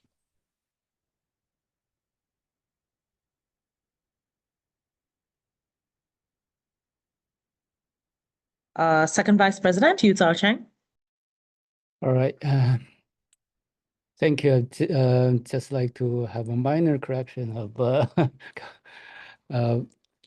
this is not our last meeting. We also have some meetings coming up for the special committee meeting, including class size and special education. But with that said, it's the end of this is our last calendar meeting for this CEC, and having served the past 2 years, I have like this makes me really emotional because on one hand, okay, we are coming to a conclusion with the new members will come on, and we don't know who's on the committee yet, but I'm pretty sure some of the parent leaders will still show up and be part of the community to support all the parents. And I have great respect for people who have served multiple terms. Big salute to Simone, to Lou, to who are people who are not with us right now, but like Adriana and Tifa, yeah, and also yeah, VJ, yeah. Yeah, Lou, yeah, I mentioned Lou, yeah, Lou Zhang, and they are like, they served the community for so many years. I cannot imagine how much work they put into this, the work and through the community. It's not just this 3 or 4 hour meeting every month. It's a lot of work behind the scenes. So I give you all the thanks, and I wish the new committee best of luck. You had our back and we have your back, and we're in this together. Thank you. Thank you, Yutal. Treasurer Tanya went absent. Recording Secretary Natifa Lewis. Well, as Yutal said, for me, I guess, this is also a thank you to the community speech because I'm graduating out. It's been a pleasure being on CEC28 for the past 4 years. And I'd like to say that my relationship with the district was a little bit interesting because I started in D28 how many years ago when my son was first at PS220. We have gone in and out of the NYC public school system, and for various reasons, some of which we were able to handle as council members, including things such as, access for students or so forth. I remember moving my kids out because when I was looking for kindergarten or pre-K for my kid, I got placed in Far Rockaway or so forth. So it was it was easier to move them into the Catholic system and then come back in. But I got the opportunity to experience a bunch of these systems. And when we returned just at the beginning of the pandemic, and coming on and seeing people like Vijay and so forth before, I really appreciated the camaraderie that we saw in D28. Oh, there are fights. There are lots of things. We have them. We don't agree on everything, but we're able to sometimes respectfully disagree and be able to break bread after. And I just want to really encourage whoever will be on the new council to do the same. I was hoping that results would have been out this week. I guess it will be next week. Hopefully, I mean, the few gatekeepers who do know where they are, some of us did, yeah, it probably will be.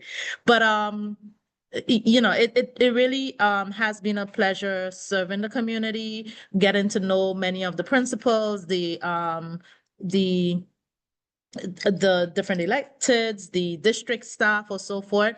And no matter where I go, I don't think I'll ever forget the experience of having been on CEC28 and having my kids in District 28, because we are the great 28, and it's not to be cocky about it, but yes, I mean, other districts can be the best, but we claim ourselves as the best, one of the best. And so just I loved being here. This month, I'm looking forward in the next week to go to a couple of graduations. But yeah, thank you for making my experience a memorable one. Member Julissa? So it does seem like just yesterday I was preparing my speech to win this role, and I didn't know what I was getting myself into. I can't claim to know the DOE system, and so I said I would listen and learn, and I think I did. I learned a lot. I do think this district is so unique and special. I think there's nothing more, there's no district that I can't believe is more diverse than ours. It's what I love about Queens. I really enjoyed getting to visit the schools I liaised for. Thank you to those principals who welcomed me, and I learned so much about their passion that they had for their staff and their students, and so much pride. I want to thank the fellow CEC members I had who were patient with me as I asked a lot of dumb questions. I was often distracted by my own issues, and I definitely didn't agree on every issue, but I have so much respect for each of you. I think that there's a lot of issues that we face that I don't know if I made any impact on or found any solutions, but I trust that the next group of CC members will carry the torch. I do not apply for another term. I just hope everyone's going to be kind to one another and show empathy, because there were some bumps in the last couple of years as a member where I just feel like there's one thing we all have in common, and that's as parents and guardians, and teachers, we all have the same desire, which is that we want the next generation to have opportunities to do better for them than we did, or them, improve their situations, their lives. No matter how we look, no matter where we're from, no matter, abilities, I just feel that's one thing we have in common. We sometimes forget that. I grew up very economically disadvantaged. I faced so much discrimination, so outright cruelty, but it was the amazing teachers. It was the loving home, the parents that kept saying that education is the one really meritocratic tool that would help me be successful. And it really was true. So I just want to give something back. So just assume positive intent of one another, and good luck to the next group. But thank you. Those are my parting comments.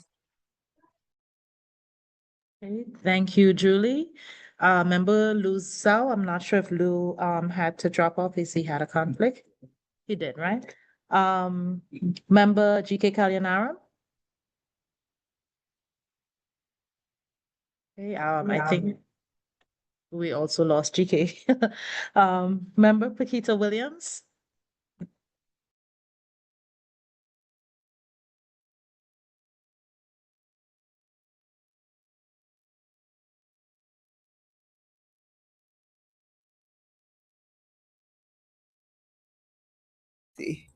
I'm sorry. Thank you. Okay, I'm still learning the computer, guys. But I want to take this opportunity and say thank you. Thank you for the opportunity. I had no idea what was going on, what took place, behind the scenes. I want to, I thought about a few years ago, I logged on to a CEC meeting, CEC District 28, and it was maybe about 2 or 3 years ago. And I put my name in the chat because I thought they said, well, just introduce yourself. So I put my name in the chat. And then when the old president, he said, Miss Williams, would you like to speak? I was blown away. Like, I don't have anything to say. I'm just here. I don't know. So who knew, or who would have known that a few years later, I would be not home looking on the screen, but at the CEC, looking out and trying to be of service, to the community, of service to the schools. I had no idea. The dedication, showing up. I'm retired, but I'm still up 5 o'clock in the morning. I'm still getting the kids off. I'm still doing the laundry. I'm still doing. And then it's like, oh, I got a meeting I have to go to. I have to go in person, and it's just not myself. I see others here in person. So it takes a lot of dedication. And this is like volunteer work. And people still show up because I know I want to make a difference and they want to make a difference also. I just want to thank you again. I remember when when the position became open, and they when I applied for the position. So I said to the woman, I'm like, I don't know anything about this school stuff. I was a PTA president. I know how to sell a cupcake, and she was telling me, just talk about who you are. And I said, well, don't ask me any hard questions. Like, I don't remember all of that old math stuff. She was like, don't worry, don't worry. Now, and when I had the interview, I felt like I was babbling. And my sister said, well, why don't you just answer the question? And I felt I was babbling. And then I said, oh, well, Biden babbled and he did a fine job. So I did a fine job too, But again, through all that babbling, I thank you guys for giving me the opportunity to like start the process, because I want to say I'm learning. I don't know what's going to happen next year. If I'm not on this side, I'll be on that side. I'm still, looking in and trying to do something for the schools, for the community. But again, I want to thank you. It's been my pleasure meeting each and every one. Um, and I've just enjoyed myself. I enjoyed myself. So I want to thank everyone again from the bottom of my heart. I always end sometimes my emails with sincere service, because it's sincerely that I do service. So I'm not going to babble on. I want to say have a wonderful, safe, and happy summer. And we'll be here next year. The CEC District 28 will be here again next year. Thank you all. Thank you, Paquita. Member Simone Dunbar. First of all, thank you all for your patience, for me running extremely late today. I would like to first report that we have our next Class S Law Committee meeting scheduled for Monday, June 23rd from 8 to 9 p.m. And there will be an email coming out soon. We are still working on, hopefully, I didn't have my act together. Hopefully we can get translation. So that's why the hold up with the email. I want to report that last week, in the capacity of the class size law as a co-chair, I made a public comment during the Jamaica neighborhood plan at Queensborough Hall. And basically what I said is we need more schools. We need at least one more elementary school, one more middle school, and one more high school in the south side of the district, and of course also in the north side. But because we were talking about developing Jamaica, it was important that they know we need more schools for District 28. I want to give a special shout out to MS72 Count Basie. I attended their past SLT meeting. Unfortunately, I was super late again. But I was there long enough to witness, to see how well the school administration, together with teachers and parents, worked together on their CEPs. I was really impressed how they set enough time aside and how they went through everything together, discussed it. It was not just a presentation from the school administration to the parents to say yes or no. They really were working things out together, and I was very impressed. I also want to say thank you to my partner schools who have always welcomed me warmly to their SLT meetings. I have learned so much during the last 2 years. and there are a few things that I want to highlight. I chose those schools on purpose because I did not only want to have like our neighborhood schools, I wanted to be in different parts of the district just to better get to know the schools and the neighborhood and community. And if anyone remembers the diversity plan, and there were people who were really upset about the long distance. And that was also a reason why I wanted to have those schools that are really far away from where I live. And so I had to commute once a month to the SLT meeting to Rochdale, and it takes me 60 minutes. And it was a really good experience just to know if that ever, I mean, it was never on the table. It was never on the table to ship kids from one end to the other end. But for me, it was also good to see the realities of when we're having discussions. Oftentimes we don't always know the realities in place. And so it was for me really good to see that this would have never been a good option for middle schoolers. But what I also learned was I learned about the inequities in our district, especially between the South and the North, because I had partner schools in both. And the principals in the South have to deal with a lot more issues that come up that aren't being addressed as quickly as they are in the northern part of the schools, and that that just makes it so much. It puts up additional hurdles and burden.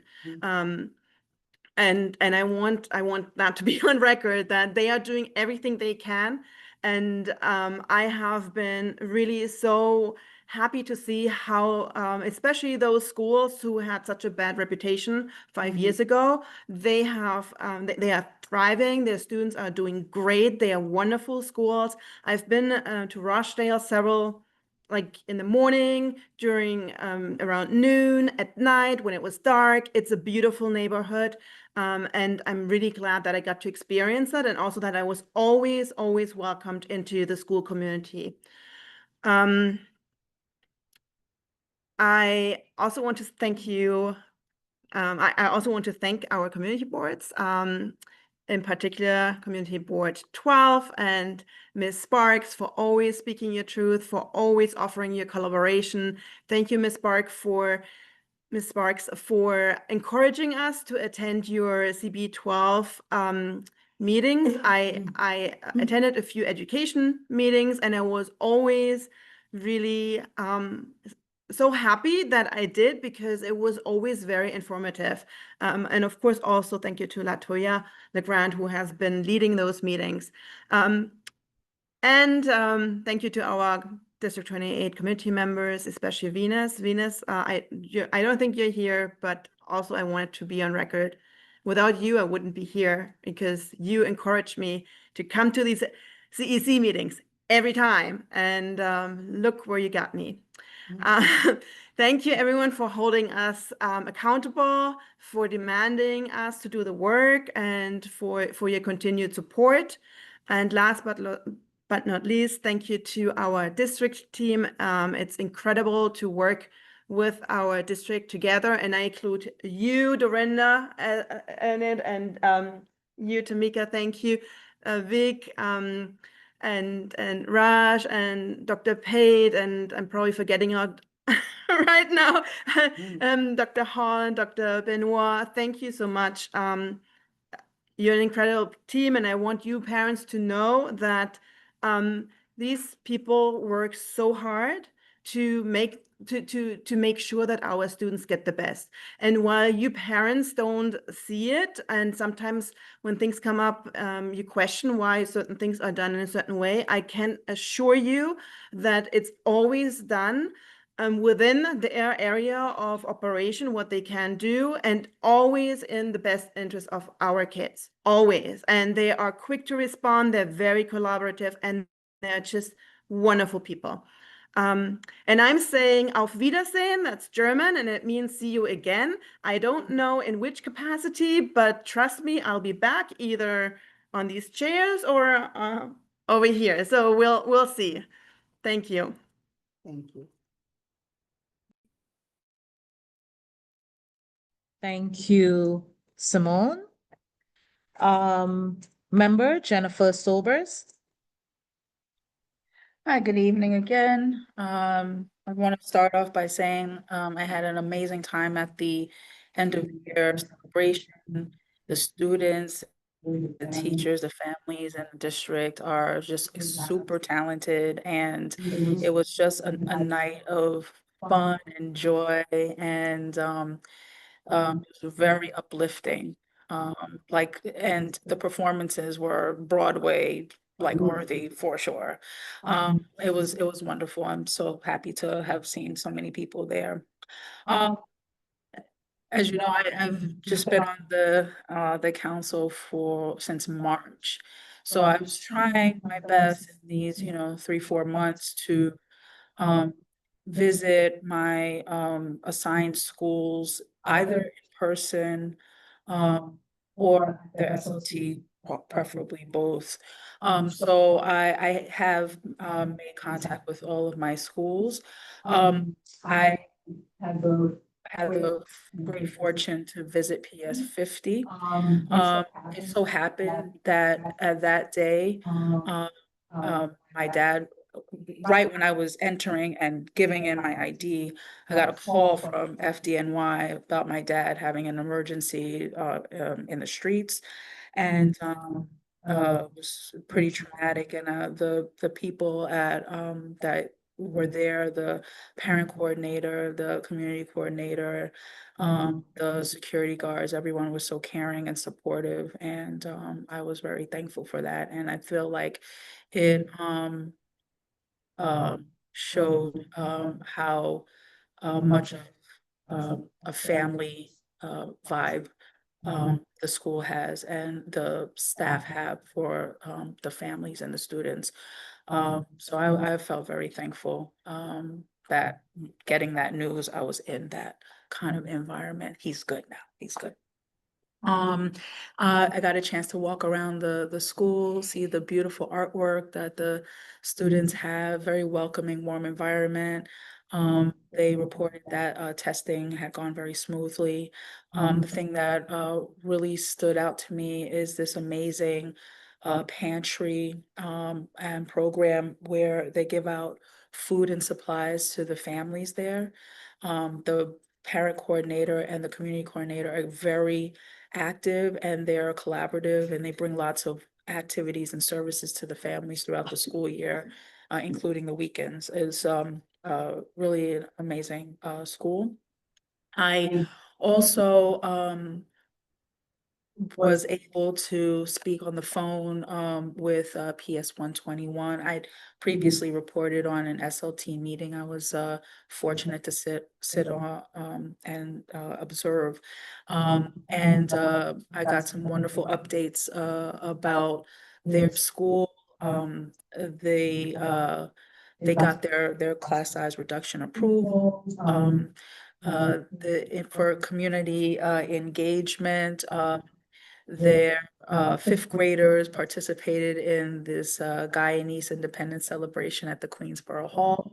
They have Enrichment Academy, where their students do baseball, CrossFit, soccer, volleyball, STEM, really wonderful. They have family workshops on iReady, managing stress and anxiety, which I wish I could attend, and cyber safety. They also had a career day, and they report that they knew for the year, they introduced this college students experience where prospective and current college students share their journeys with the scholars. So it wasn't just people who are established in their career, but people who are a little bit closer to the age of the students who were able to kind of connect with them, which is, I think, it's wonderful for students to hear from all types of perspectives, but I think it's even more impactful to hear from people that are even closer to their age. So that school is doing fantastic things. They were very honored to welcome Dr. Blake and other members of the district as well. And lastly, they had in collaboration with the New York City Office for the Prevention of Hate Crimes, which our awesome former President VJ is a part of. They hosted a cultural conversation aimed at empowering communities to embrace differences. So that's great. I've the schools that I was fortunate to liaise with in this term, PS 121, PS 50, PS 55 are examples of schools in the southern part of Queens that have involved in active families, where principals, administration, and teachers care tremendously for families and go the extra mile to support families in ways in addition to educating students. So of course, the Great 28 is packed with schools like this, and so it's been an honor to work with them, even if it was a short time. I never mention it, but I usually just throw in a couple of events, things that come across our desk in the chat. So I'll do that again as well. I want to share some other things that came across our desk for some reason. This month, a number of instances of students and being sexually assaulted, sexually harassed. So I just want to urge, as the summer is here, for families to stay vigilant and having open communication with children and, teaching children to be careful with how they walk about the environments. And also, there's starting shortly, I think next week, the Queens bus redesign program is here. So urging families to normally have bus routes that you take to check out the MTA website so you can see how the changes may impact your commutes. I've been on the council for a short time and it's been a very amazing experience. The reason why I signed up to join is because I was on the other side watching the interactions between the council members and thinking how amazing it was that everyone was collaborating so well together, even with differing opinions, but nevertheless in a civil and good environment. And I was encouraged about that. I still am. I'm very hopeful that the next council will be the same way. And I'm very thankful for the opportunity that I've had. And I wish everyone to have a wonderful summer, safe summer. And thanks again. Right. Thank you, Jennifer. As she said, she was one of our newest members. Another newer member, Arizul Tamechi.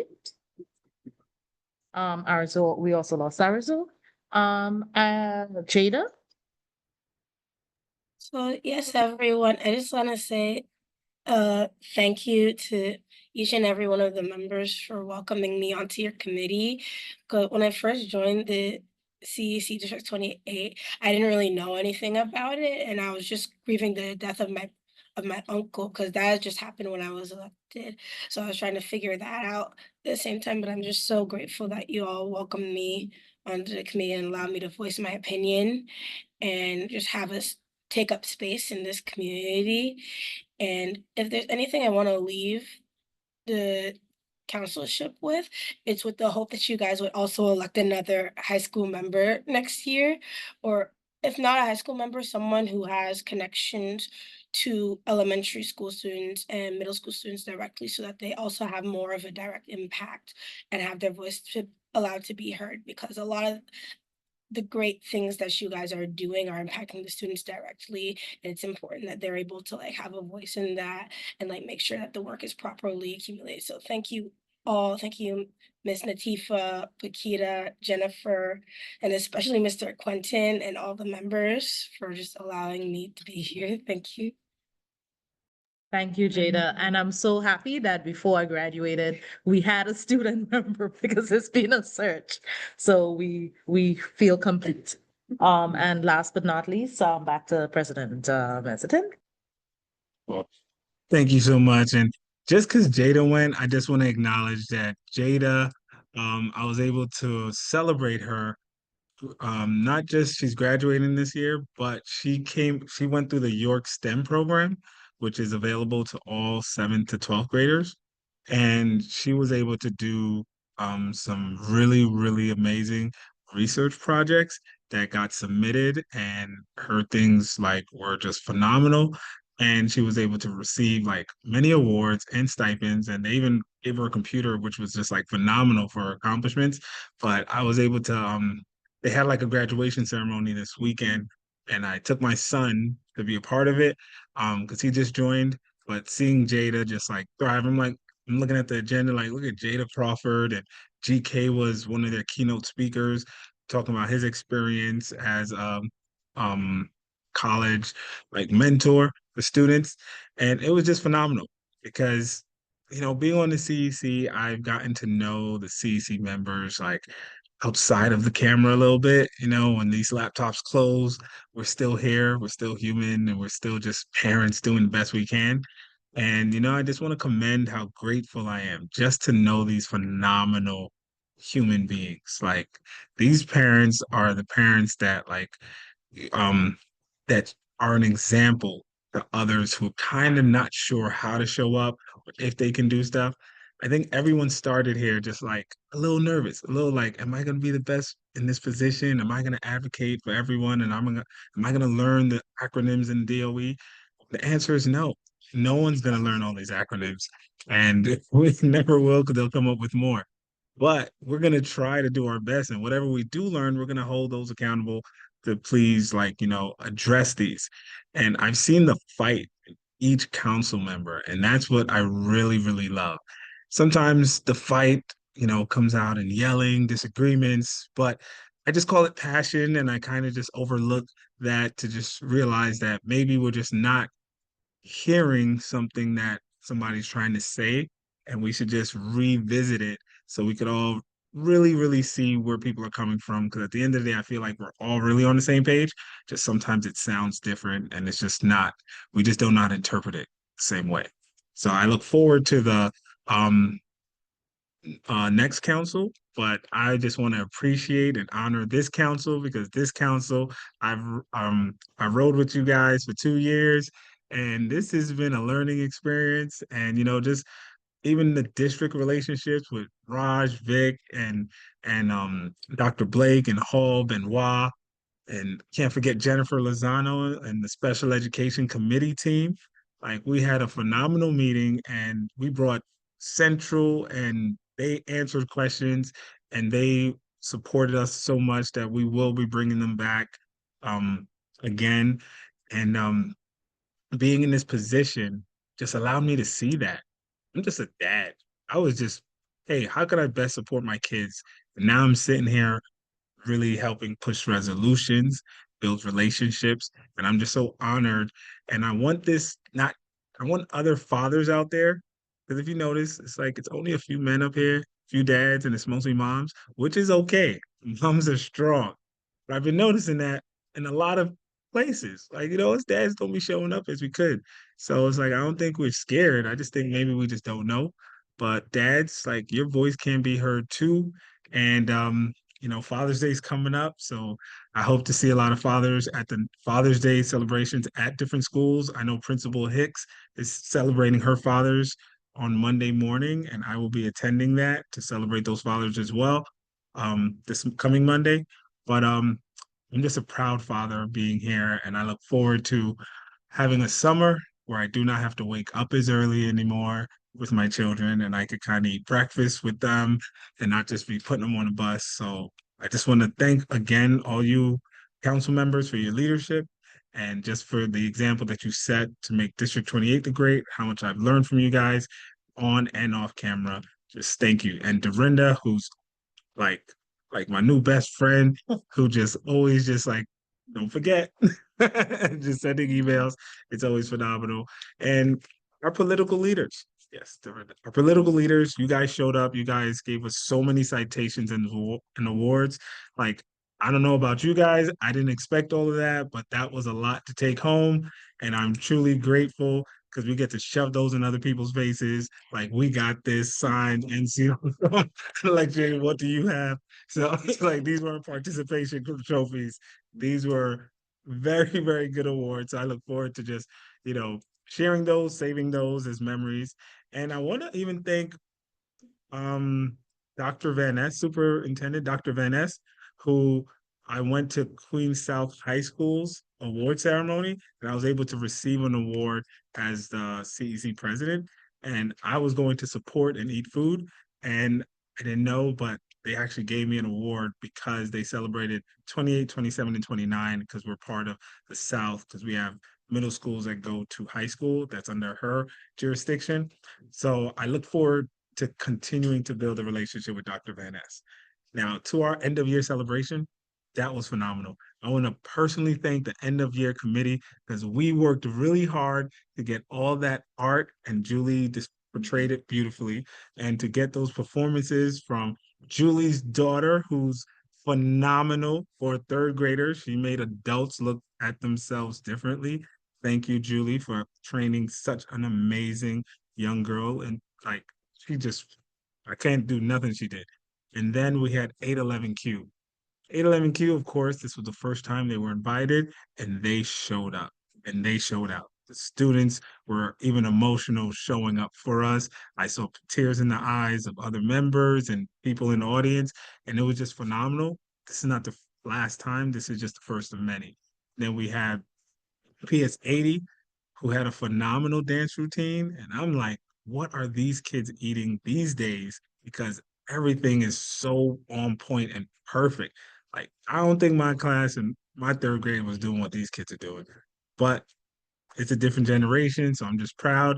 And then we had 349, 358, who, I know we told everybody 5 to 7 minutes, so we didn't mind that they took like 10 to 15 minutes.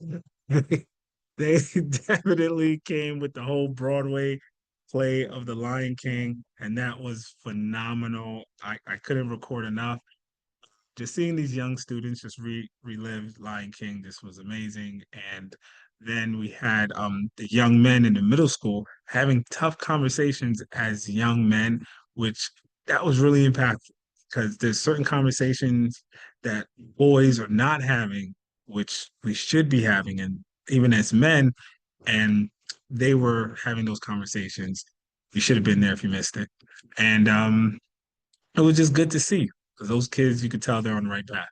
So I look forward to the next council, doing the same things, keeping this community great and making it greater.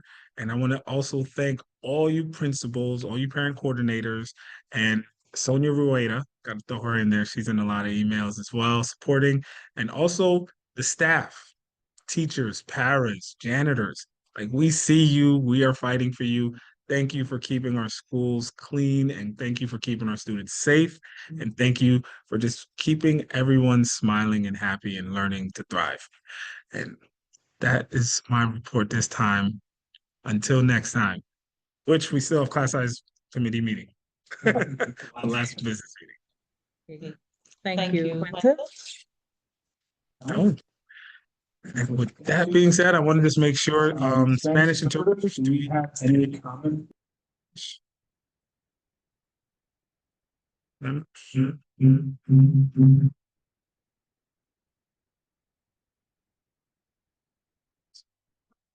Spanish interpreters? There's no comment.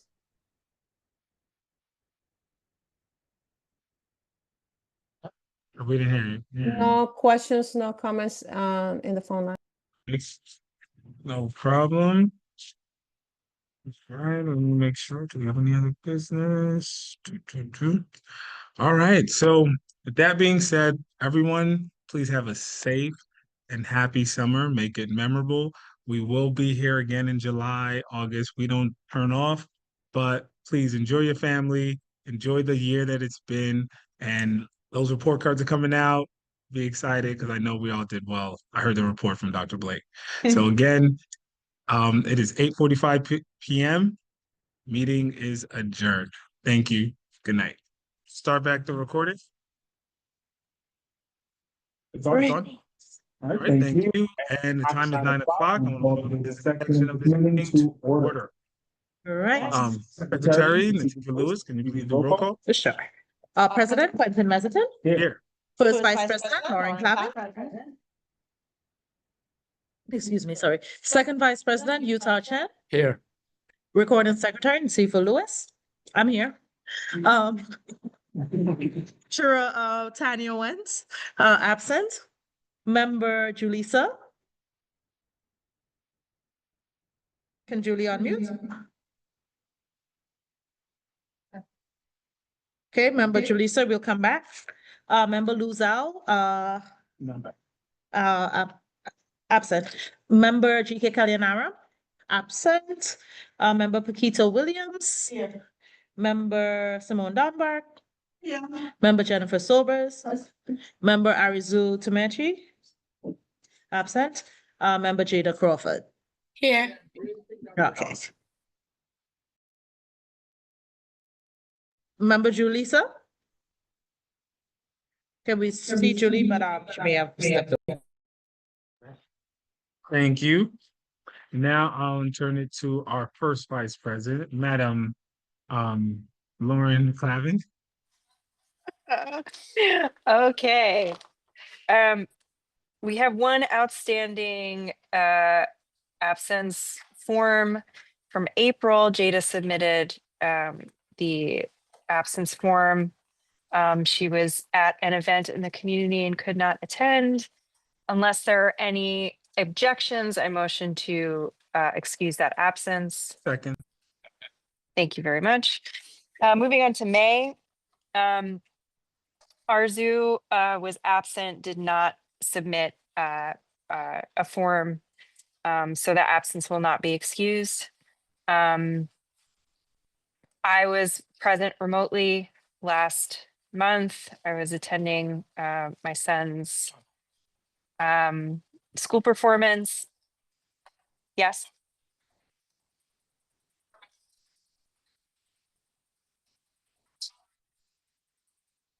Okay.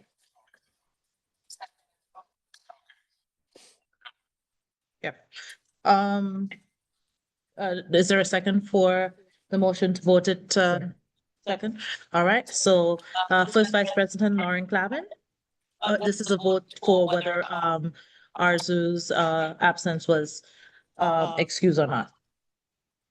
That it was not excused. Yes or no. First Vice President Lauren Clavin. Yes, not excused. You know what, to make it easier, if we're saying not excused, let's just say no. So I don't Okay. get confused. Okay, so first Vice President Lauren Clavin. No. No. Second Vice President Utah Chen. No. Recording Secretary Nativa Lewis. No. Treasurer Tanya Went, absent. Member Julie Sir. Is Julie able to unmute? Okay, Julie, we're not sure if she's absent or not. Member Luzal, absent. Member GK Kalyanarayan, absent. Member Paquito Williams. Paquita. Okay. Okay. Member Simone Dunbar. No. Member Jennifer Sobers. No, we don't have any information, so no. Member Arzu Tamechi, absent. Member well, Jada doesn't get a vote. Member Quentin Meziton. No. Okay, so we have seven no's, so the vote passes. So that is not excused. Next one. Thank you. Thank you, Dorinda. Thank you, Natifa. I was present remotely last month. I did submit my form. I was attending my son's school performance. I make a motion to excuse unless there are any objections. Yeah, Second. okay. Same for Jada. She was present remotely last month. Motion to excuse. Second. And in the interest of not having any pending absence forms left unsubmitted, I contacted everyone who was going to be absent or remote this evening. GK, Lou, Tanya did not submit or did not wish to be excused for the absence.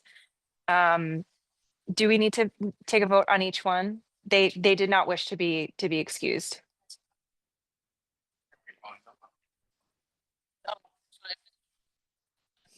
Okay.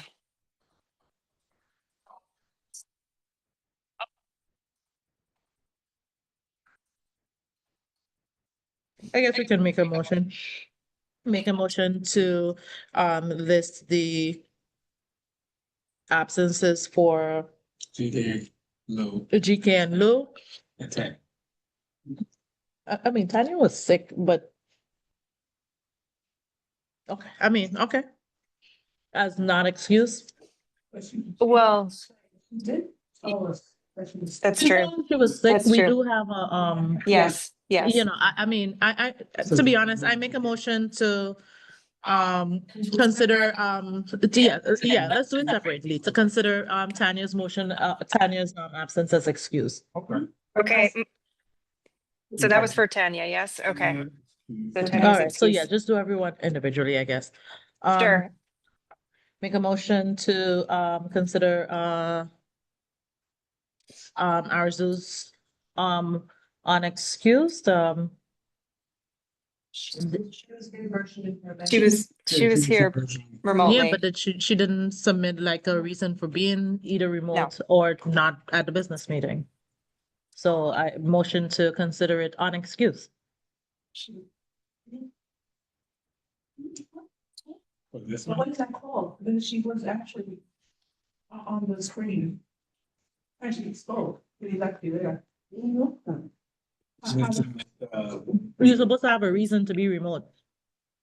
So, and submit a form. And she gave neither. It's like she wasn't even here.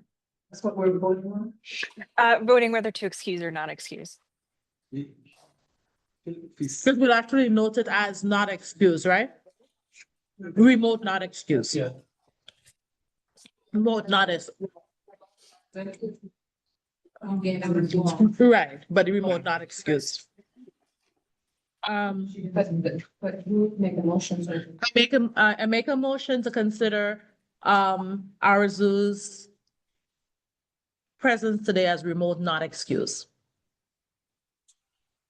I make a motion to consider Arzu's attendance today as remote not excused. Remote for today, not excuse? Yeah. Did she give an excuse? No. I said Catholic. Oh, she did text me that she had babysitting. Oh. So yeah. Oh. But it's not in like, she didn't email it, but she did text. So it's like, if you wanna, yeah. So. Well, I'm abstaining. She gave her permission. It's planned over the motion. So, I mean, look. You know. You know, and we had that situation before when I had a concern with, like, you know, I think it was, you know, not to call you out, Lauren, it was with yours. If we have like the rules for the part, it's important that we adhere to them. Good evening, good night. Good evening. And in this case, we have a process that we have solidified into our bylaws that that you have excuses. I mean, there's nothing punitive about it. It is notated. Unless you're absent for 3 times in a row, it does nothing to you. You're not gonna get a perfect attendance award or nothing for not showing up. So the fact is that we have a process that we asked to adhere to. Mhm. And this was agreed on so that there was equity across the part when people do it. And so for that part, I consider it not excused. Is it a part of the rules that it must be in a particular form, or is notifying via text saying what the problem is that enough? No, it was, we voted on and added it into the bylaws that you're supposed to submit a form that is sent to the CC inbox, CCing and actually the person who is supposed to receive them is Lauren, not Quentin.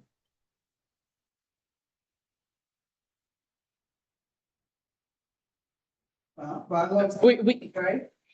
I mean, we are a consensus That's council. why, you know what, and I think you make the bylaws so we wouldn't have this debate. Mhm.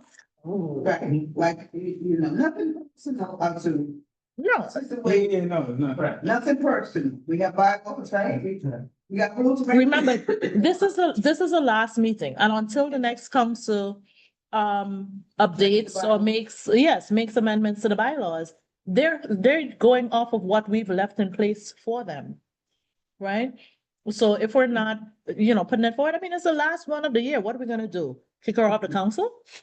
Yes. No.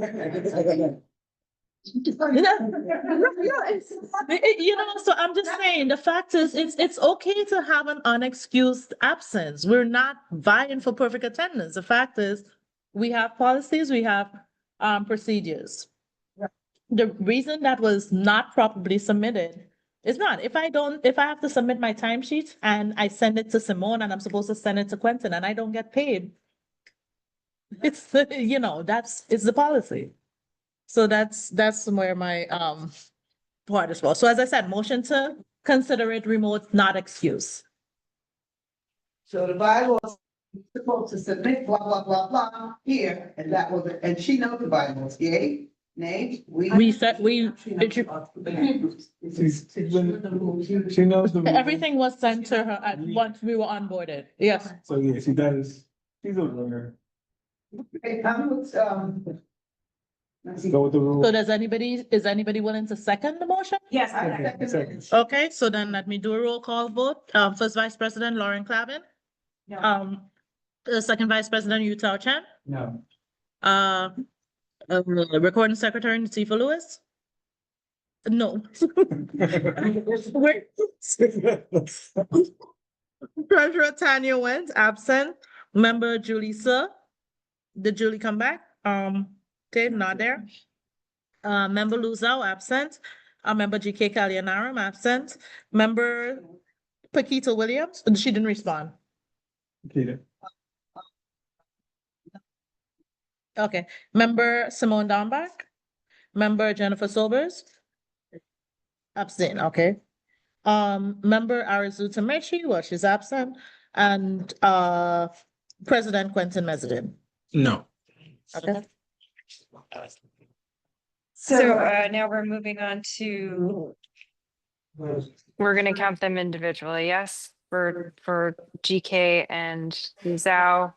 GK was present remotely for part of the meeting. He did not wish to be excused.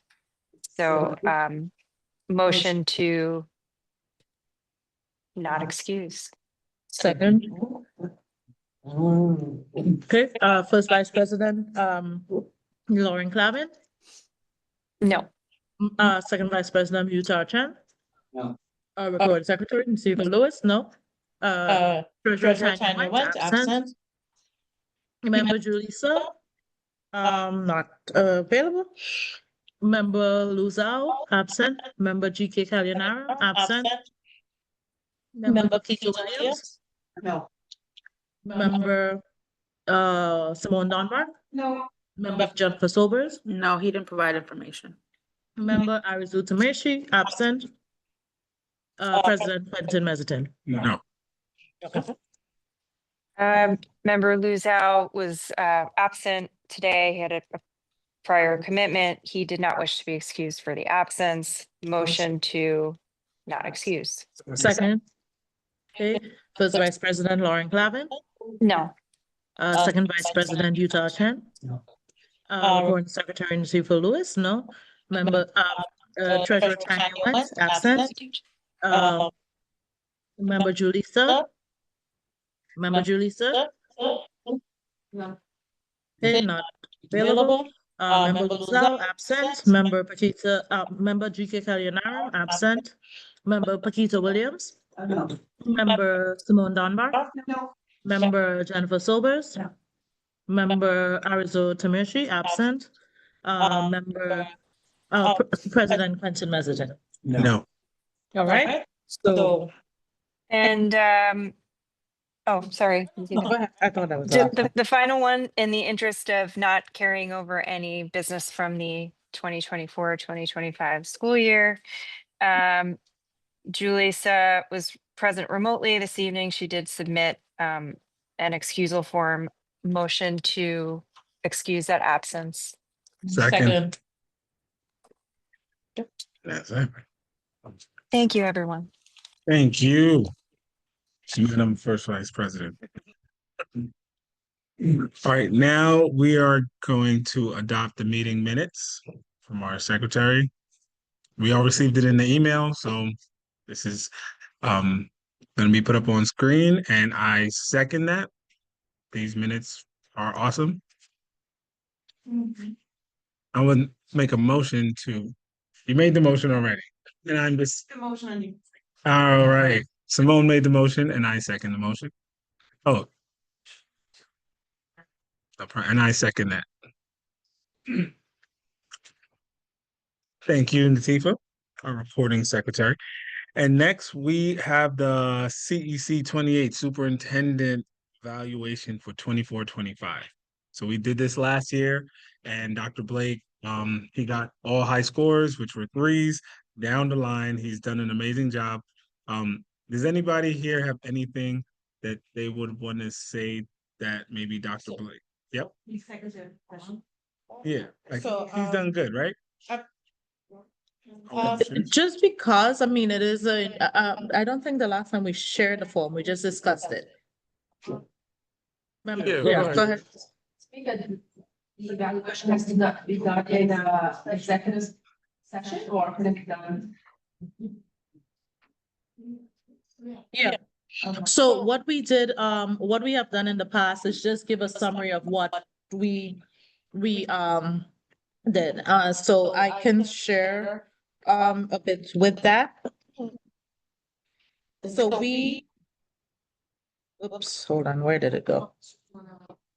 Mute everyone and that's. Well, I was just explaining to the rest of members, the form. Okay, all right, so every year we have the form that rates the superintendent from a 1 to 3, 1 being unsatisfactory, 2 being developing, and 3 satisfactory. In addition to that overall rating, the areas that he's rated on is part 1, relationship with CC members, part 2, community relations, part 3, collaborative learning environment with parents, part 4, district planning with CC members, and then the overall rating. They're all on 1 to 3 scale. So I discussed briefly with Quentin related to that. And you know, basically the overall is that, you know, we love Dr. Blake. And we think that he's been an example in terms of the way that he's interacted with the district. So our suggested rating was overall 3s.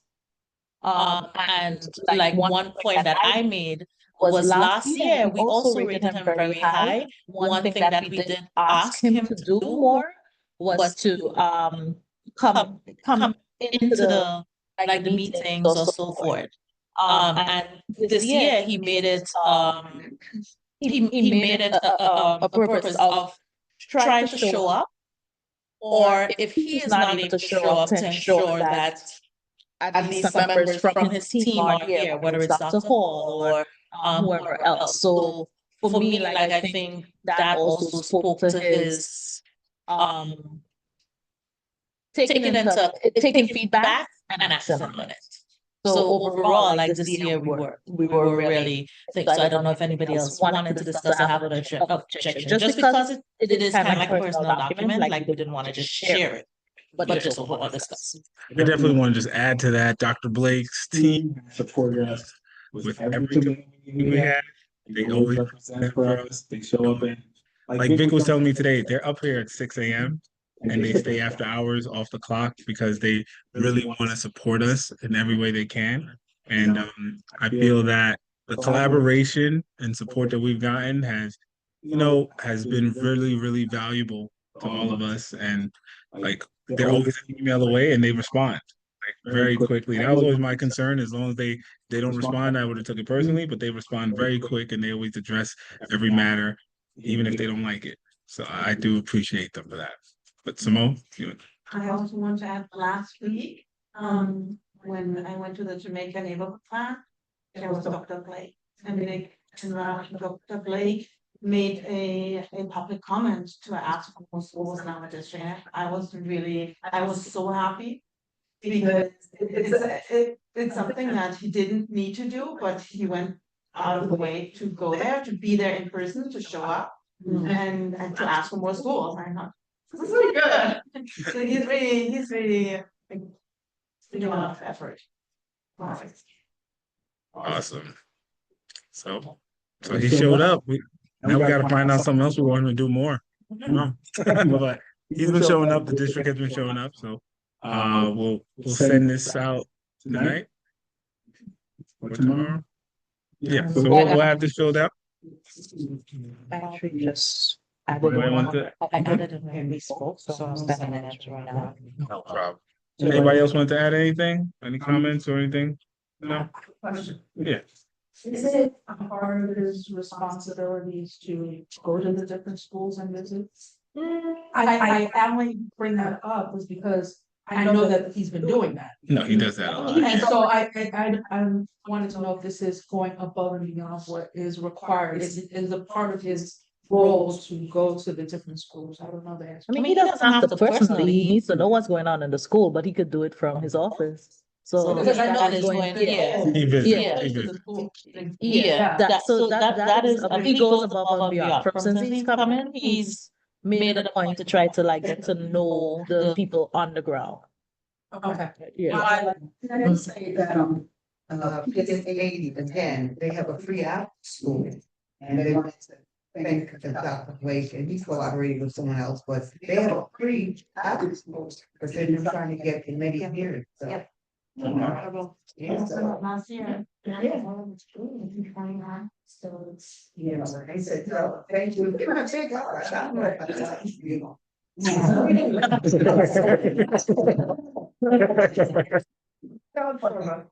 Okay. Cool. All right. Well, Yeah, a lot, like, a lot. At the events, he was here before. and side note, he's a pastor. And yeah, he meets on Thursdays. So he actually, we didn't do anything, but it's like he shows up for us. So we mean a lot to him. But other than that, that was our last thing on our business. So we did it, guys. We showed up for our last. We gave him three. Oh yeah, no. We're working on getting. We were gonna be the early district. Okay, we do not have to stay here too late. But that being said, I just want to thank everyone else, everybody here, council members, for all the work you've done behind the scenes and in front and off camera. Thank you, Dorinda. You carried us through a phenomenal year. Right. These last 3 meetings have Panera Bread. Like we eating bougie now. We went from pizza to sandwiches. Exactly. You took care of us. And just for all of us, man, we're going home early tonight, but it's been a pleasure just serving with you guys. And we're all parent leaders. And I don't cry, but in here, I'm tearing up. It's like So thank you, and to everyone who stayed, Jessica Zillo, and I think that was it. Thank you for just being the greatest district, District 28, and it is 9. I just wanna echo like thanking Dorinda and in particular, and I think like within District 28, that's something that has been great, both with some of the new principals, but it was the new because at first when we were like, oh my God, we're getting a new a new AA or whatever it is, some of us are new, whatever it is, it can be a scary process, but like Dorinda, I think, has grown so much in her role that all the other districts are like calling her to ask her That's things. true.